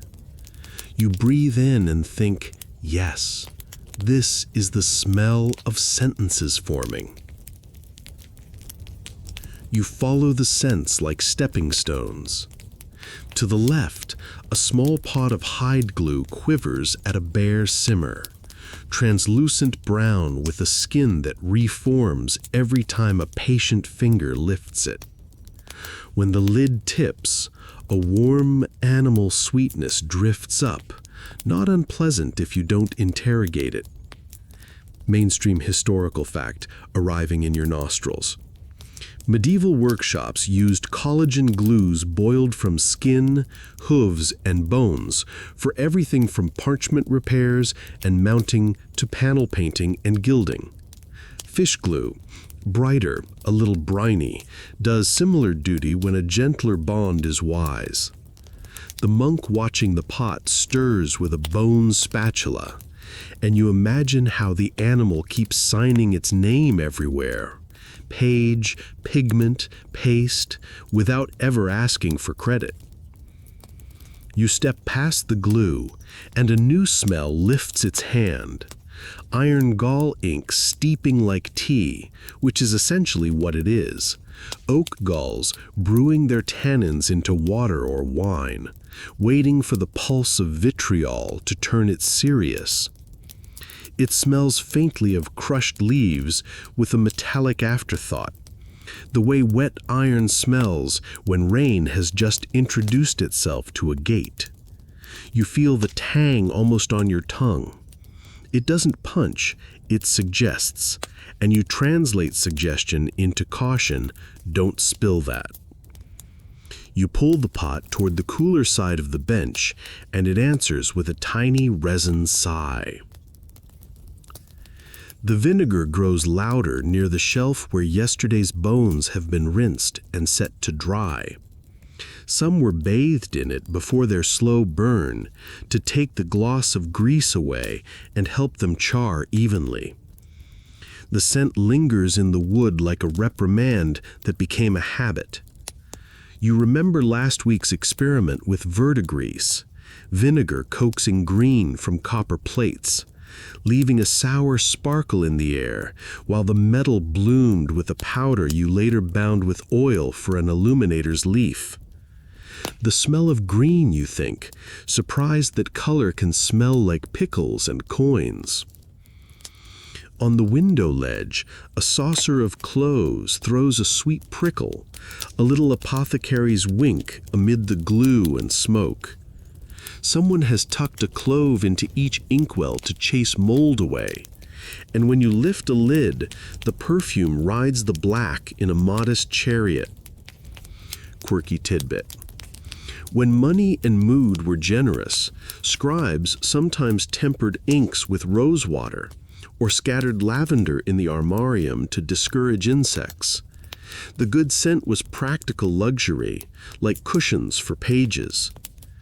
You lift a sprig of rosemary drying from a beam, and palm its needles to release sharpness.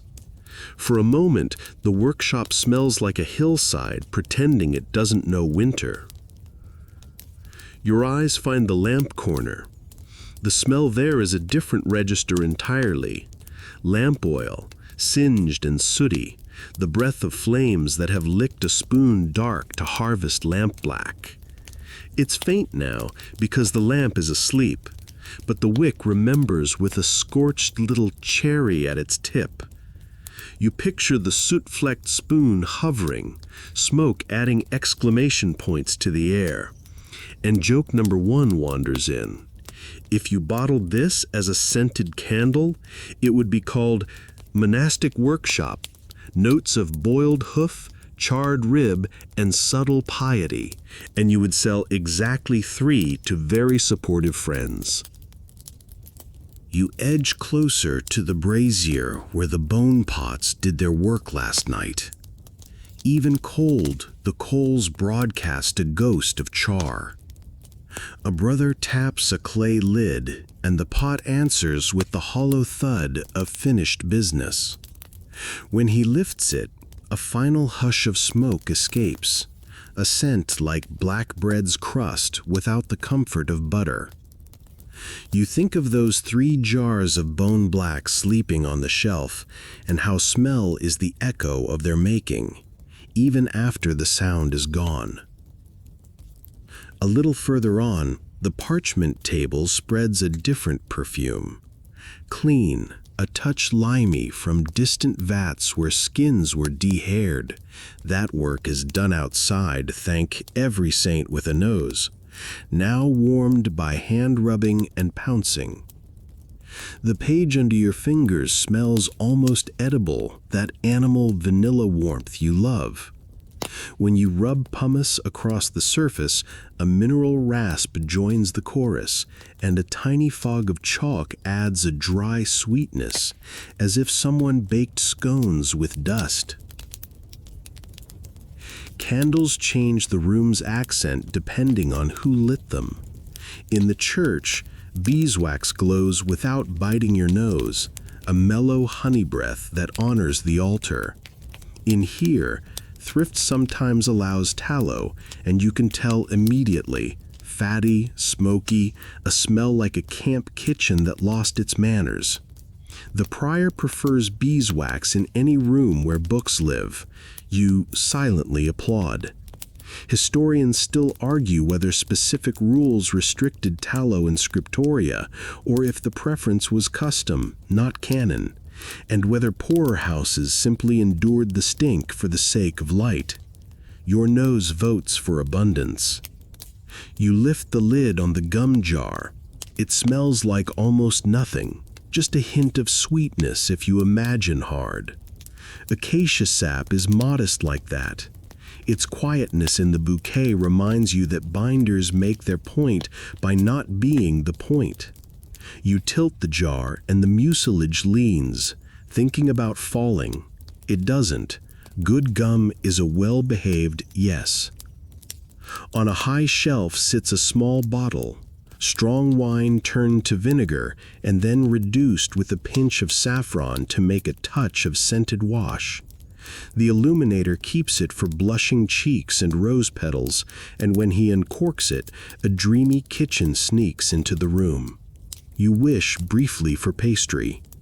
Joke number 2 yawns, monastic eating rules would happily share this bouquet with your stomach at exactly 0 more meals. In the corner, a new odor challenges you, bright and nose-needling, ammonia, faint but real. Someone has used stale urine to degrease a stubborn patch of parchment or clean a glaze pot. The ancients knew its bite, and the habit persisted anywhere barrels were cheap and delicacy was expensive. You hold your breath politely and pivot to the herb rack again. Sage, thyme, little bundles of mint drying like quiet company. The snuggest smell belongs to warmed wood. The bench under your hands has drunk centuries of glues and inks. When the brazier burns, the wood gives them back a little at a time. Lay your cheek down, and it's as if you're listening to a long story. You tell yourself you're only testing for dust. You are also finding an excuse to rest your eyes. A monk, one with the best eyebrows for silent commentary, passes behind you carrying a lidded pot of gesso, the chalk and glue ground for gilding. It breathes a plastery whisper with a sweet bone note beneath. He sets it down, looks at the room, and you both smile in the knowledge that smell is your invisible calendar. If you've got vinegar and verdigris, it's a green day. If glue rules the air, repairs are in session. If cloves ride the ink, mold tried and failed to form a monastery of its own. Historians still argue whether scriptoria were enclosed specialized rooms in most houses, or if copying tasks bled into multi-purpose workspaces where glue, pigment, and parchment shared a single map of scent. The floor plans that survive never quite agree. Your nose says overlap was the rule. You think of church, a few doors away, where frankincense and myrrh rinse the air during feast days. The contrast is almost comic. Holy smoke there, homely smoke here. Joke number 3 pads in on cat paws. Your modern smoke alarm would file for a transfer and request a vow of silence. Some smells arrive only when something goes wrong. A burnt note, glue gone too hot, gum caramelized into sulk, and every head lifts. The keeper of pots moves like a man rescuing a child from a puddle, and a crisis is averted with one swoop off the coals. A sour spike means a gall ink turned vinegary. A sniff of metal too sharp means vitriol snarled the proportions. Your nose learns to be the first line of defense. You trust it the way you trust a straight edge. It keeps you honest. You pause, close your eyes, and assemble the whole place in smell alone. Beeswax halo, vinegar spine, char marrow shadow, parchment warmth, glue comfort, soot punctuation, herb flutter, clove insistence. Somewhere, a draft slides under the door, and the room's bouquet reorganizes itself with the entrance of fresh air. You smile without opening your eyes. The breeze tastes of wet stone and hens. You were right. Barley porridge and damp morning were the prelude to today's chapter. When you finally look again, you realize the scents aren't just background. They are the craft's grammar. Vinegar tells you when bones are ready. Glue tells you when the page mends. Smoke tells you when carbon is born. Beeswax tells you when reverence has entered. Cloves tell you the monastery has learned from last winter's furry ink pots. If you had to teach someone how to make a book with their eyes closed, you might start with their nose. And you walk back to the bench, take up the quill, and write a line with the bone-black ink that smells only faintly of honey now that it is doing its job. The words dry, and you dust the page with a pinch of sand that smells like nothing at all. Useful silence in a noisy choir. Outside, the bell turns the air. Inside, the room's perfume settles into certainty. It will cling to your sleeve and your hair and your memory. And one day, when a future reader opens this book and sighs, "Ah, old book smell," you'll know that what they mean is bees, bones, vinegar, glue, smoke, herbs, and patience. You're midway through a page of Psalms when it happens. Your quill scratches too eagerly, the nib takes on a little too much ink, and a fat black droplet forms like a smug beetle at the bottom of a letter. You tilt the page, praying gravity will save you. Gravity, alas, sides with chaos. The blot spreads, settling in with all the stubbornness of a monk on his favorite bench. You mutter with your eyes only. Mistakes are the secret heartbeat of the scriptorium. You'd think copying holy text was solemn perfection, but the reality is a comedy of slips. Mainstream fact: medieval manuscripts are full of corrections, scraped patches, marginal notes saying hic caret, something's missing, even see above arrows pointing at words squeezed between lines. Scribes were human, and the pages remember. You reach for the knife, its edge fine from the whetstone. Gently you scrape, shaving the blot like a barber cleaning a chin. It powders to dust, and you pounce with chalk, rub, and blow. The page smooths, though if someone 100 years from now runs their finger just right, they'll feel the scar. That's acceptable. Joke number 1, call it the medieval version of autocorrect, except here the correction doesn't turn psalm into palm. At the next desk, a younger brother groans silently. He's dipped too deep, and the ink has spidered along the parchment's fibers. His dominus now looks like it was attacked by vines. The illuminator leans over and sketches a tendril in the margin, transforming the disaster into deliberate art. Everyone suppresses a grin. The rule may favor silence, but laughter often leaks out through brush strokes. You think of bigger blunders. Once, a scribe copied half a page, realized he'd skipped a line in the exemplar, and had to cram the missing text above like a guilty afterthought. Another time, a brother nodded off mid-sentence. The line slanted downhill until it hit the margin like a man sliding into bed. Quirky tidbit. In one manuscript, a weary scribe scribbled, "Oh, my hand," right in the middle of the text.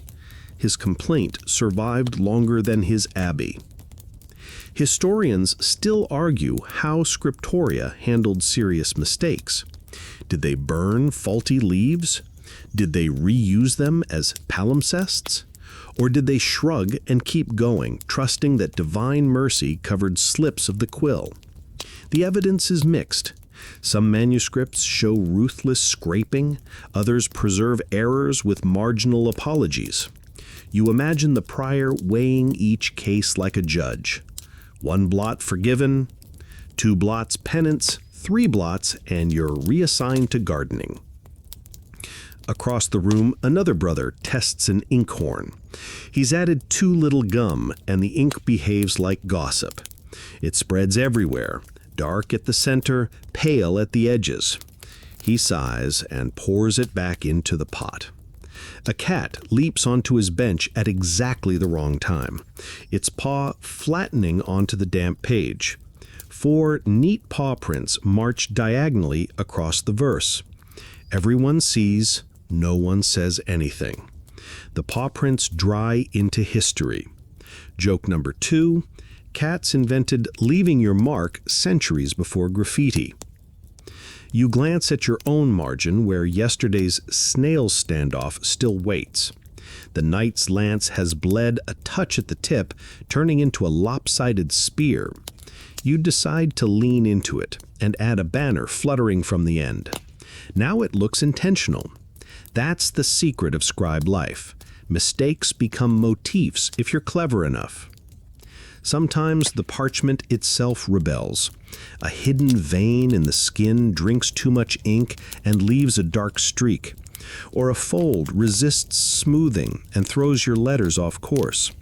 You remember a sheet last month where the skin had a hole big enough to swallow 2 words. You bridged it with a line, then decided to draw a fish in the gap. The fish now swims forever through the Psalms, unnoticed by readers who skim too quickly.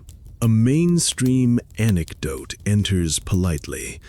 The Book of Kells, Ireland's illuminated jewel, contains at least one spot where a word is repeated accidentally. Even masterpieces stumble. Scholars point to the repetition with affection, proof that the book was made by breathing humans, not angels. You nod. Angels don't sharpen quills. Quirky solutions abound.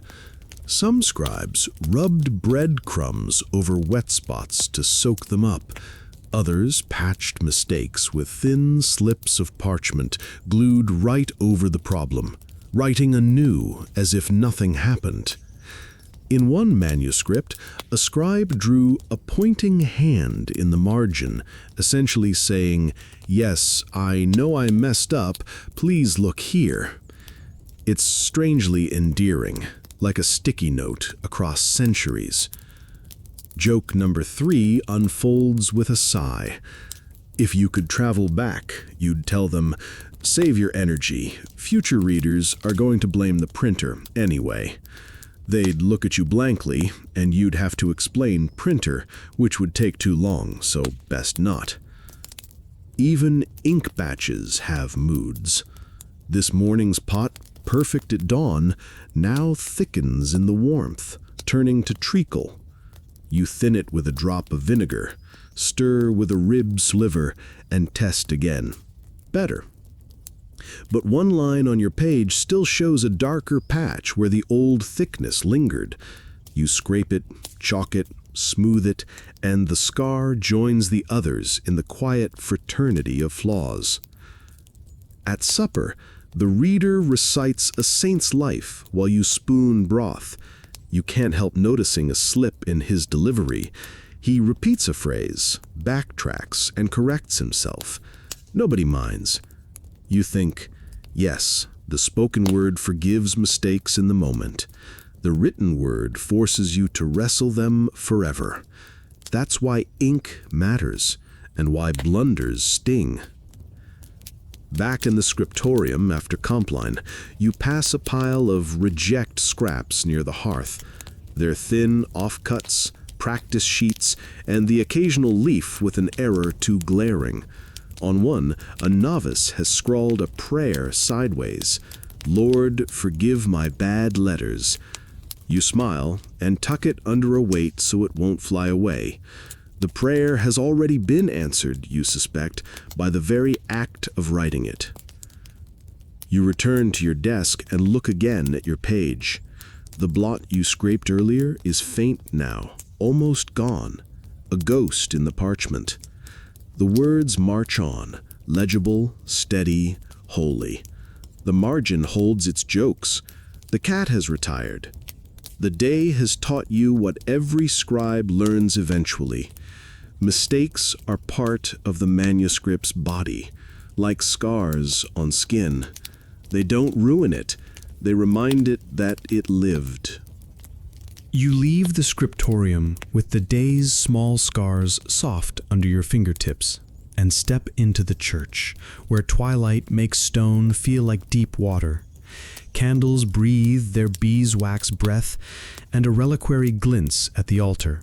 A little house of gold holding, the prior says, a saint's shard of bone. You know there are other bones in this monastery too, in baskets near the hearth, in the glue pot's soft wobble, in the powder that turned into last night's ink.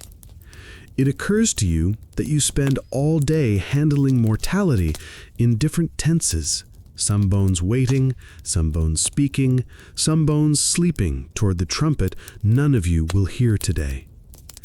Your eyes adjust, and the reliquary becomes specific. A tiny femur chip or a finger phalanx set under rock crystal like a moon caught under ice. Mainstream fact pauses beside you in a whisper.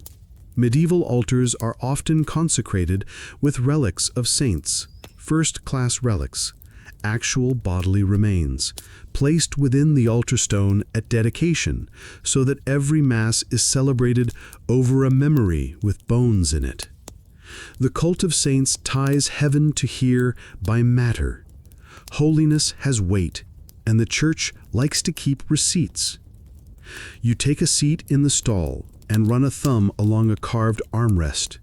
It's smoothed by generations of hands doing exactly what you're doing, which is thinking without admitting it to the abbot. The reliquary's bone and your workshop's bone are not the same thing, of course. One is a focus of prayer, the other a humble ingredient. Yet both are part of the same grammar that the rule teaches when it presses memento mori into your week. Remember you are dust, and to dust you shall return. Your ink, lovely and obedient, writes that sentence with what used to walk a field. You remember the rib you held yesterday, light as false sleep, elegant as a dash, and how it almost asked you to make it into a line. Joke number 1 tiptoes in because it can't help itself. If the prior ever gives a talk in the guest house, you know the title. From Rib to Rubric, a practical theology of stationery. You smile into your sleeve and hope the choir drowns that out. A reading begins. The lesson curls around Ezekiel's valley of dry bones, a pile of futures breathing again. The words you copied this morning live their second life in the mouth of the reader. You think of the charnel house you helped tidy last autumn, the little building by the cemetery wall where old graves gave up their occupants to make room for the new. Monasteries do this gently, you learned. The bones are lifted, cleaned, and stacked reverently, skulls in tidy ranks like a congregation mid-sermon. They clack softly when moved, a sound that is unexpectedly comforting. Quirky tidbit. In some places, the skulls were inked with names or little crosses, a practical holiness that feels very much like your day job. Historians still argue whether the charnel house was primarily a matter of logistics, parish graveyards are not infinite, or a devotional classroom designed to teach humility by architecture. Either way, the site is not grotesque to you now. It is tidy, it is continuous. You come from a day of turning ribs into language and find the bones of brothers lined up like a table of contents. The service moves on.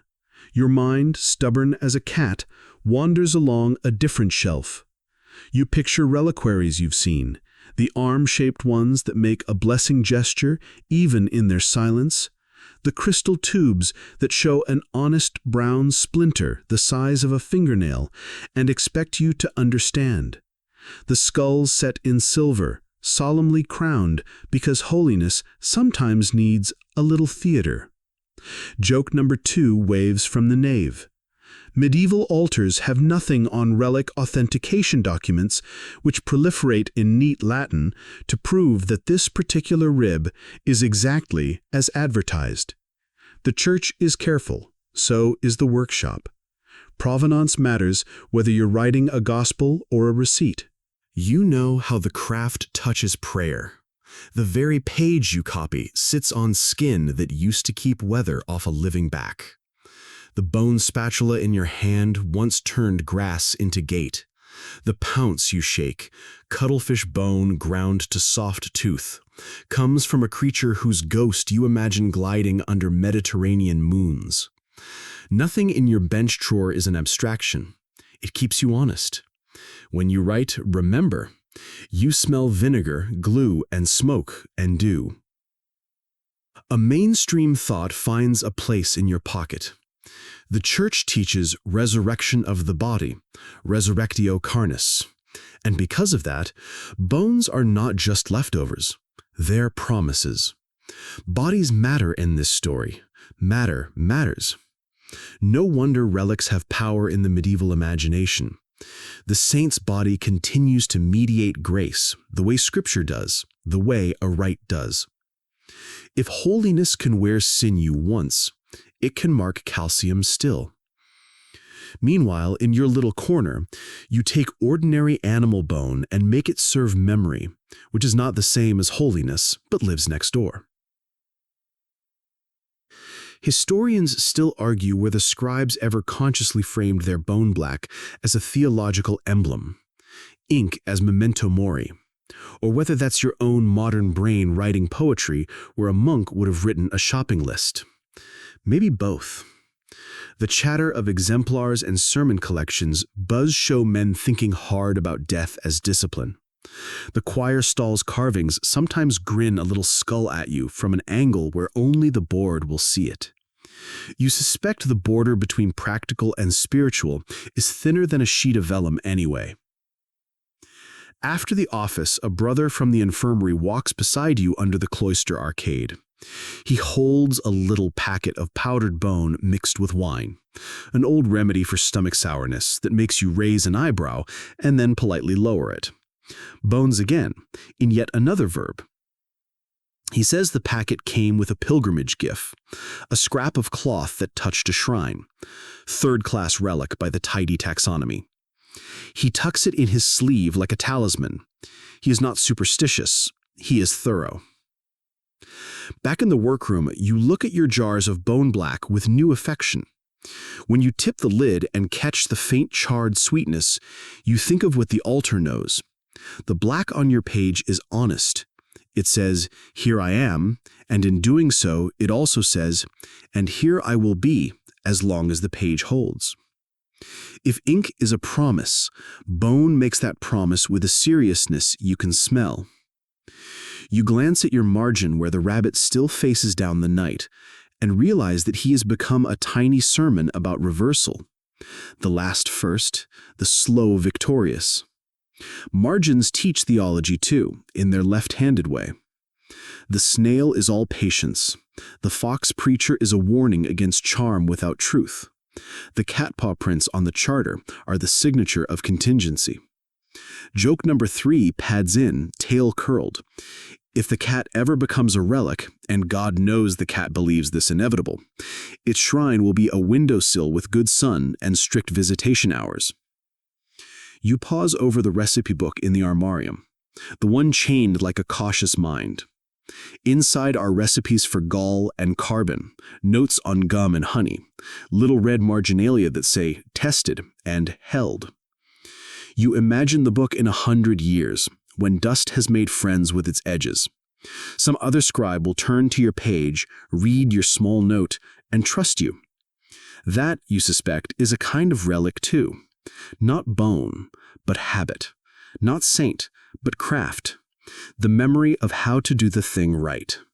You think about stolen relics, furta sacra, holy thefts that medieval stories justify by saying the saint wanted to move. The idea makes you smile because recipes travel the same way sometimes, quietly, under the cloak of friendship, appearing in a new house with a note that says, "I came of my own will." Bones choose in stories. Ink behaves by physics. Both end up where they are most used. The bell for supper shakes the thoughts from your sleeves. You step out and taste the evening air, which tonight has a clean, stony taste with a hint of cabbage ambition. The cemetery wall is a darker line against the sky. You'll walk there again in autumn when the ground gives up last year's dead to make room for this year's. You will stack the bones gently, whisper a psalm because it helps your hands be careful, and you will come back to your bench and make letters with bone-black ink. The continuity will feel both ordinary and immense. When the reader's voice in the refectory winds toward a saint's death, you don't flinch. The body is buried. The story moves on. The feast day returns. In the scriptorium after, your page waits.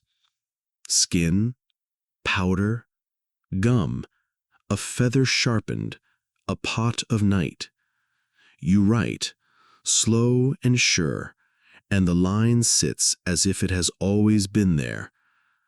The bone that once held breath now holds a word. The reliquary gleams back in the church, steady in its crystal, and you wonder whether meaning and matter have been telling each other the same secret all along. You keep copying, and then the page under your hand ripples like heat above a brazier. The letters hold, but the room tilts forward in time. The honey note in the air thins, the vinegar steps back, and a new scent, shouldered with confidence, arrives. Hot linseed oil, the color of sunshine gone thoughtful. You blink, and you're in a workshop that cousins your scriptorium, but speaks another dialect. Press, form, tympan, frisket. Words you taste like unfamiliar herbs.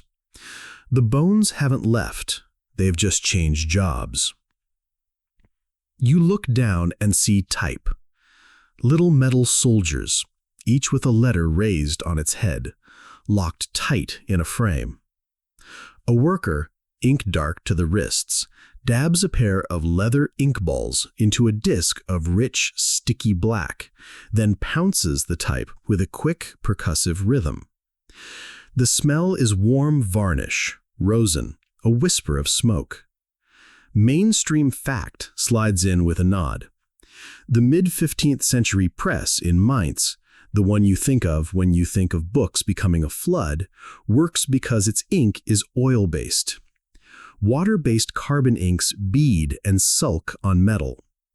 Gutenberg's secret is a varnished linseed brew, thickened, darkened, and made obedient so letters kiss paper and don't slip away. You miss your quill for a heartbeat, the way you sometimes miss a candle when a lamp is better for reading. Then the pressman lays paper on the inked form, flips a tympan, swings the platen over, turns the bar, and the press breathes out a page. You lean in. The black is lush, sitting proud on the fibers like a confident sentence. The pressman peels the sheet, hangs it on a cord. Another page arrives. The room ticks with industry like rain learning a new beat. What's in that black? You know one answer already. Carbon. Lamp black, the same soot you farmed with a spoon, loves oil. And printers churn it with boiled linseed until it looks like midnight learned to spread. But you spy sacks labeled with a symbol you recognize from home, a little bone drawn in chalk. Bone black has followed you, ground fine, sifted careful, now whisked into oil to deepen tone and control gloss.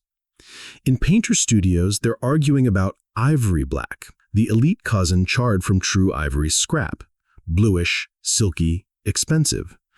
Printers, practical as cellarers, use bone because cows are common and elephants are not. Quirky tidbit, some print shops nicknamed their blacks Raven, Coal, Night, and swear they can tell each by undertone, as if they were tasting wine. You step sideways and the century shifts a little. The press has multiplied. 2, 3, 4 in a long room, and apprentices dart like sparrows, their aprons permanently interesting. The youngest one is called a printer's devil, half for the pranks, half for the way his hands are always stained infernal black. Joke number 1, you consider washing his fingers with your old vinegar trick, but he'd just handshake a fresh ink ball and return to his natural color. Paper stacks lean like snowdrifts. Forms clack as they're unlocked and reset. A compositor hums under his breath as he fishes sorts from the case. Mind your P's and Q's, he mutters, because reversing a type's mirror is an old trap. The cat has emigrated too, naturally, asleep in a warm basket of offcuts, supervising the revolution. You tip your head and hear pamphlets breeding, small, loud, brisk. The ink you once coaxed into prayer now powers polemic. Indulgence lists, sermons, ballads with choruses the whole street can sing before supper. By 1500, presses have printed millions of pages across Europe. By Luther's lifetime, your quiet black becomes a megaphone. Historians still argue whether Gutenberg kept his ink formula truly secret, or whether the craft spread because a good idea refuses to stay chained.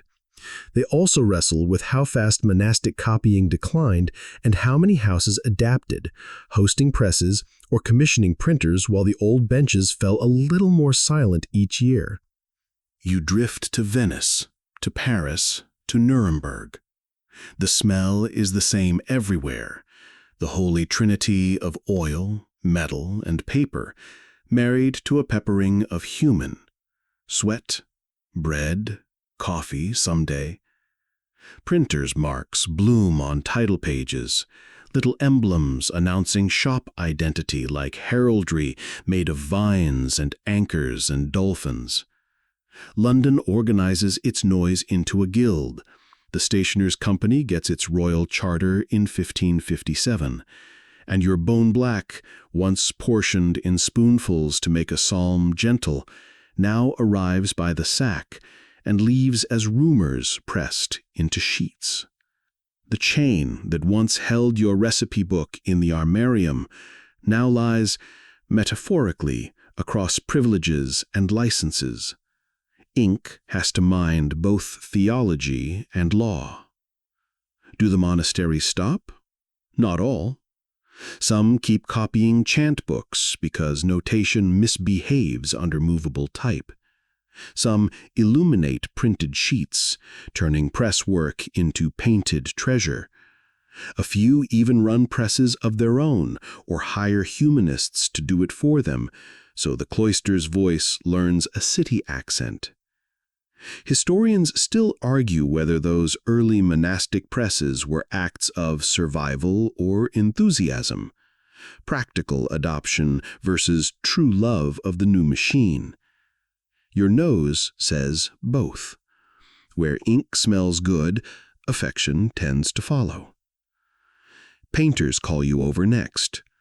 In a studio with north light, oil glows in dishes, and a muller circles on a slab the way your hand did back in the benchroom. Bone black again. Reliable, cool, a shadow that doesn't show off. Rembrandt loads it thick into an etching ink. Durer loves a stable line. Mezzotint, that soft, dark dream, needs a black that holds a whisper of velvet. Ivory black enjoys a fashion. Bone black keeps the budget and the conscience. Over centuries, the name ivory black will stick even when actual ivory leaves the recipe.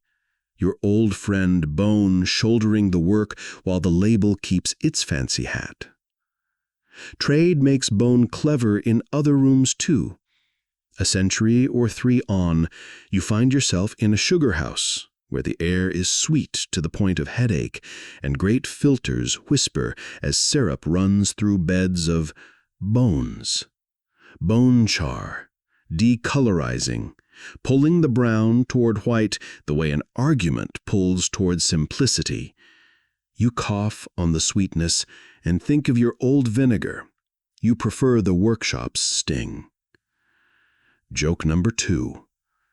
If you'd told your novice self that Bones would one day polish both Gospels and dessert, you'd have checked the herb rack for hallucinations. Back in the print shop, the press room cats are more blasé. Steel punches strike matrices for letters. Foundries pour type like rain into fields of words. Your old trio, bone, gum, and honey, has changed costume. Oil stands where gum stood. Honey has exited the stage. Bone black still bows when called.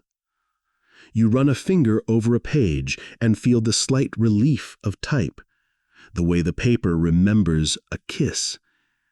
It's different from parchment's warm animal sigh, but it's still a body holding language. You lean into a corner where a journeyman quietly mixes a special black for fine work. Extra sieved, extra mulled, a paste that moves like thought. He lifts his head and grins. "Night, 3 ways," he says, and you recognize your own joke returning in another mouth. He shows you a sheet where 3 blacks line up. lamp black blunt and soft, bone black deep with a blue whisper, and iron oxide tinged brew a hair warmer. He picks bone for the text, lamp for the woodcut's soft hatched shadow. You approve, and he doesn't ask why. The craft recognizes itself across centuries, like cousins at a feast. Not everyone love letters the press, of course. You catch a scholar in the street complaining that printed pages lack the soul of a fine hand. He's not entirely wrong. Mass makes certain kinds of intimacy scarce, but the press hands out literacy like bread, and your black, monastic, then municipal, feeds minds you will never meet. Historians still argue whether print created the Reformation's tempo or merely David's shoes, whether the rise of standard spelling owes more to printers' preferences or to schoolmasters' scowls. Meanwhile, apprentices keep inking, compositors keep setting, and you keep noticing that every page smells faintly of your first fire. You miss the cloves. Oil inks don't mold the way your old gall pots did, but the cat still leaves paw prints on proofs.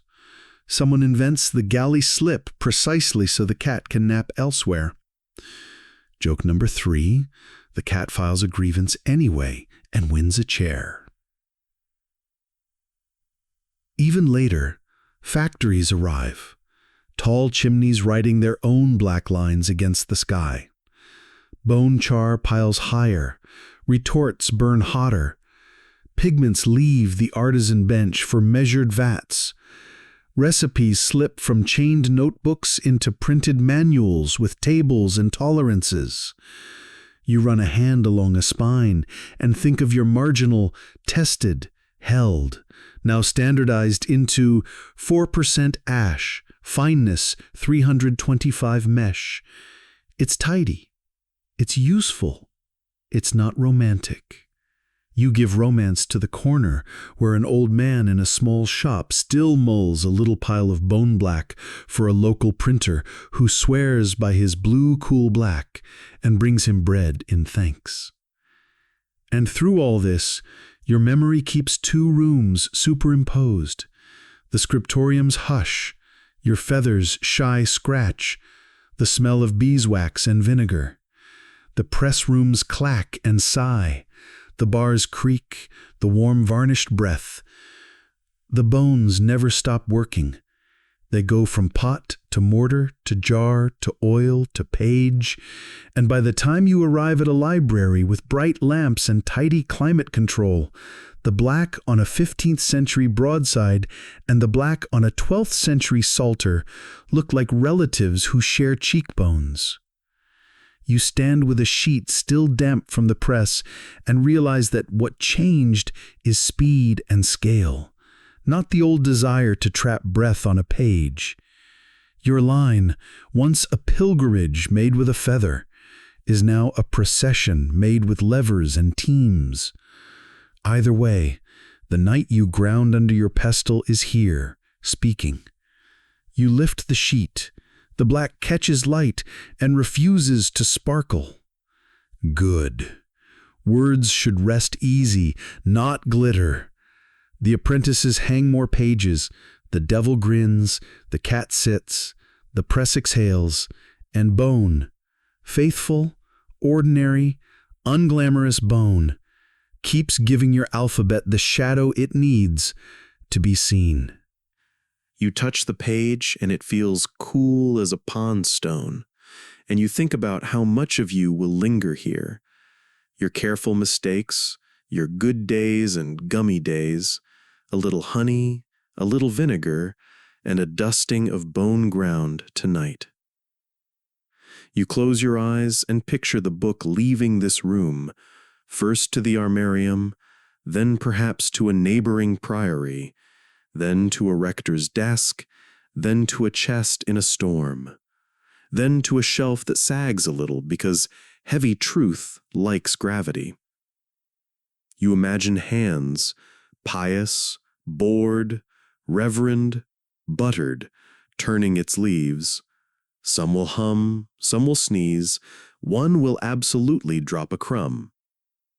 Joke number 1, future librarians will meet that crumb and write a thesis called Evidence of Medieval Snacks in Psalm 42. You exhale and listen for the faintest rustle inside the page itself. There's a kind of static, a hush that belongs to skin turned to speech. Mainstream fact, centuries from now, conservators will learn to read that hush with instruments. Multispectral imaging to coax erased palimpsests back into view, Raman and infrared to tell bone black from lamp black, and protein fingerprinting that whispers which herd gave its hide to this folio. Your book, which today smells of beeswax and gum and a hint of charred rib, will one day speak chemistry as fluently as it speaks Latin. You picture dust, and do not scold it. Dust is a liturgy in slow motion, a quiet snowfall of skin and pollen and mineral air. Somewhere in that drift are particles of your bone black, the tiniest shadows taking early retirement on a windowsill. The cat stretches near them and looks very professional. Quirky tidbit, some old account rolls note a small allowance for the resident mouser, milk, offal, the occasional heartfelt thanks, which means your cat is both staff and line item. The paw prints across that one charter? Future curators will photograph them like starlight. You walk the cloister and rehearse the book's dangers. Damp that breathes mold into the gutters, summer heat that coaxes inks to crack, bookworms that are not worms at all, but beetle larvae with appetites for history. You run a finger along a small hole that makes a neat tunnel through 4 leaves and think with rueful admiration, ambition. You bless sand for drying, you bless good shelving, you bless the habit of not pressing a page flat with a sweaty palm.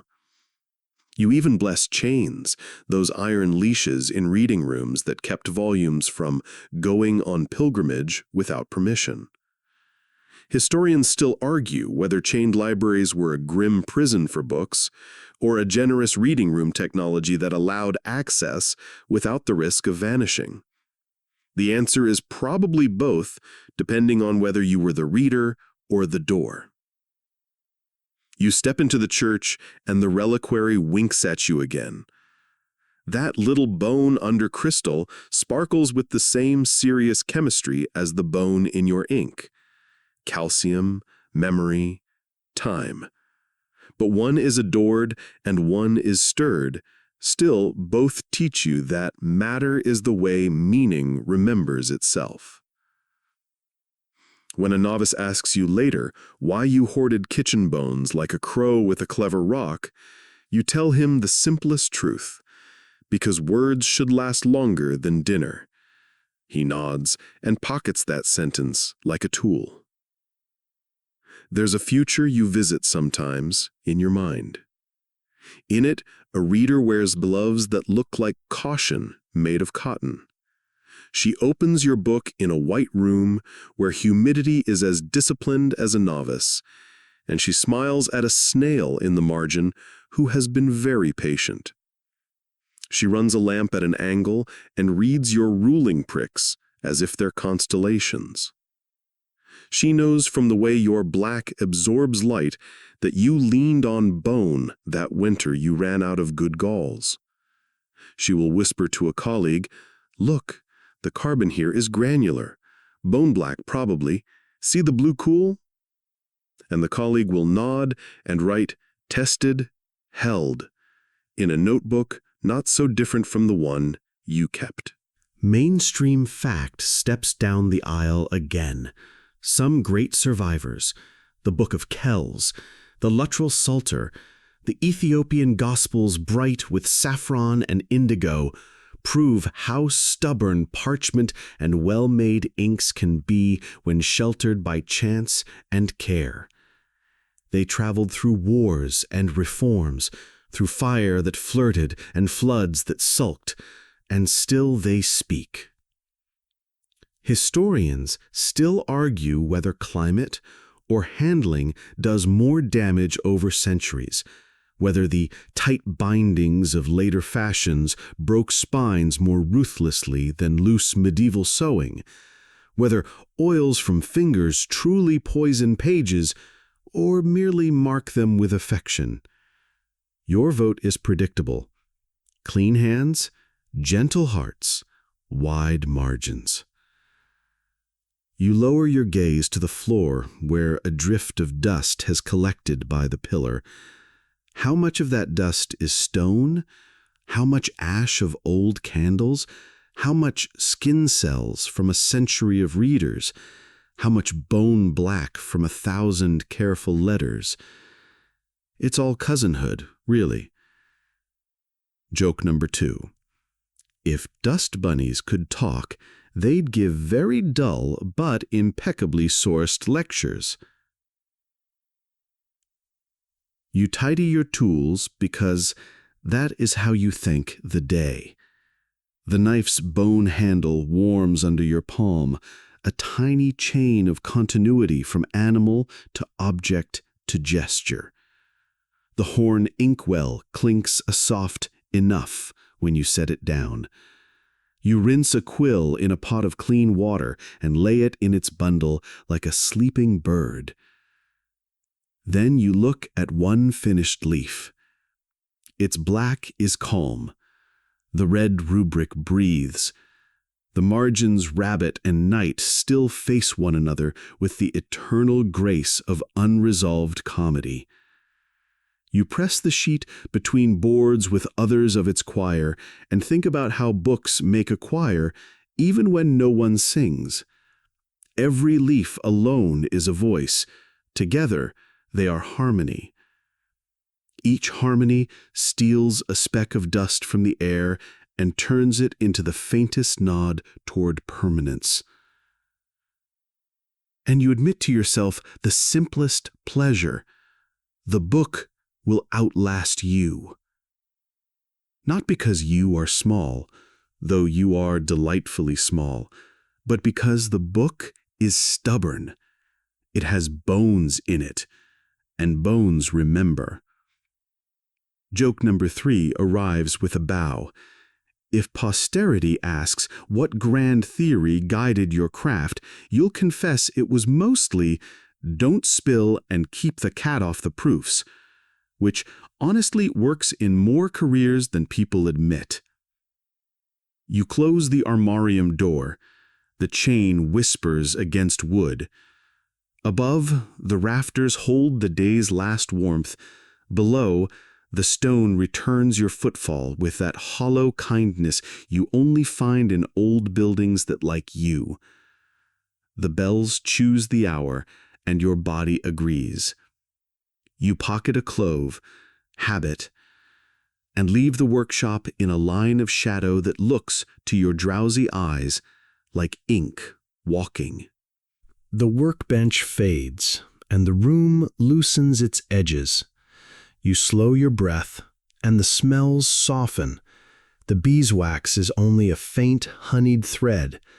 The vinegar melts into clean air, and the warmth of the hearth turns to an easy glow. The book you finished no longer waits for you. It rests on its own, quiet and certain. The cat, satisfied with its patrol, coils into a contented comma on the sill. Candlelight slides along stone and doesn't hurry anywhere. Your hands release the tools, and the tools release the day. Let your shoulders settle. Let your jaw unclench. Imagine the pages stacked like smooth river stones, one on another. Wait without worry. The black ink dries to a calm matte. The red settles like a soft sunset in the margins. The tiny rabbit closes his eyes. The snail tucks into his shell. Even the night leans back and breathes. The reliquary's crystal catches the last light once, then becomes a star you don't need to chase. Outside, the cloister walk is cool and slow. Your sandals find the rhythm of the paving, and every step says, home. The fountain keeps its own time, each drop a small, kind syllable. You think of bones turned to ink, of ink turned to words, of words turning gently into sleep. The bells, far away now, ring like a lullaby that remembers you better than you remember yourself. You lie down in the simple marrow bed. The blanket is a friendly weight. The room is safe, ordinary, quiet. If a thought wanders in, let it walk the cloister and keep going. If a memory taps your shoulder, nod and watch it float off like dust in sun. Breathe in, breathe out. Slower, softer. The day folds itself carefully and slides onto the shelf. There is nothing you need to hold. The book holds you.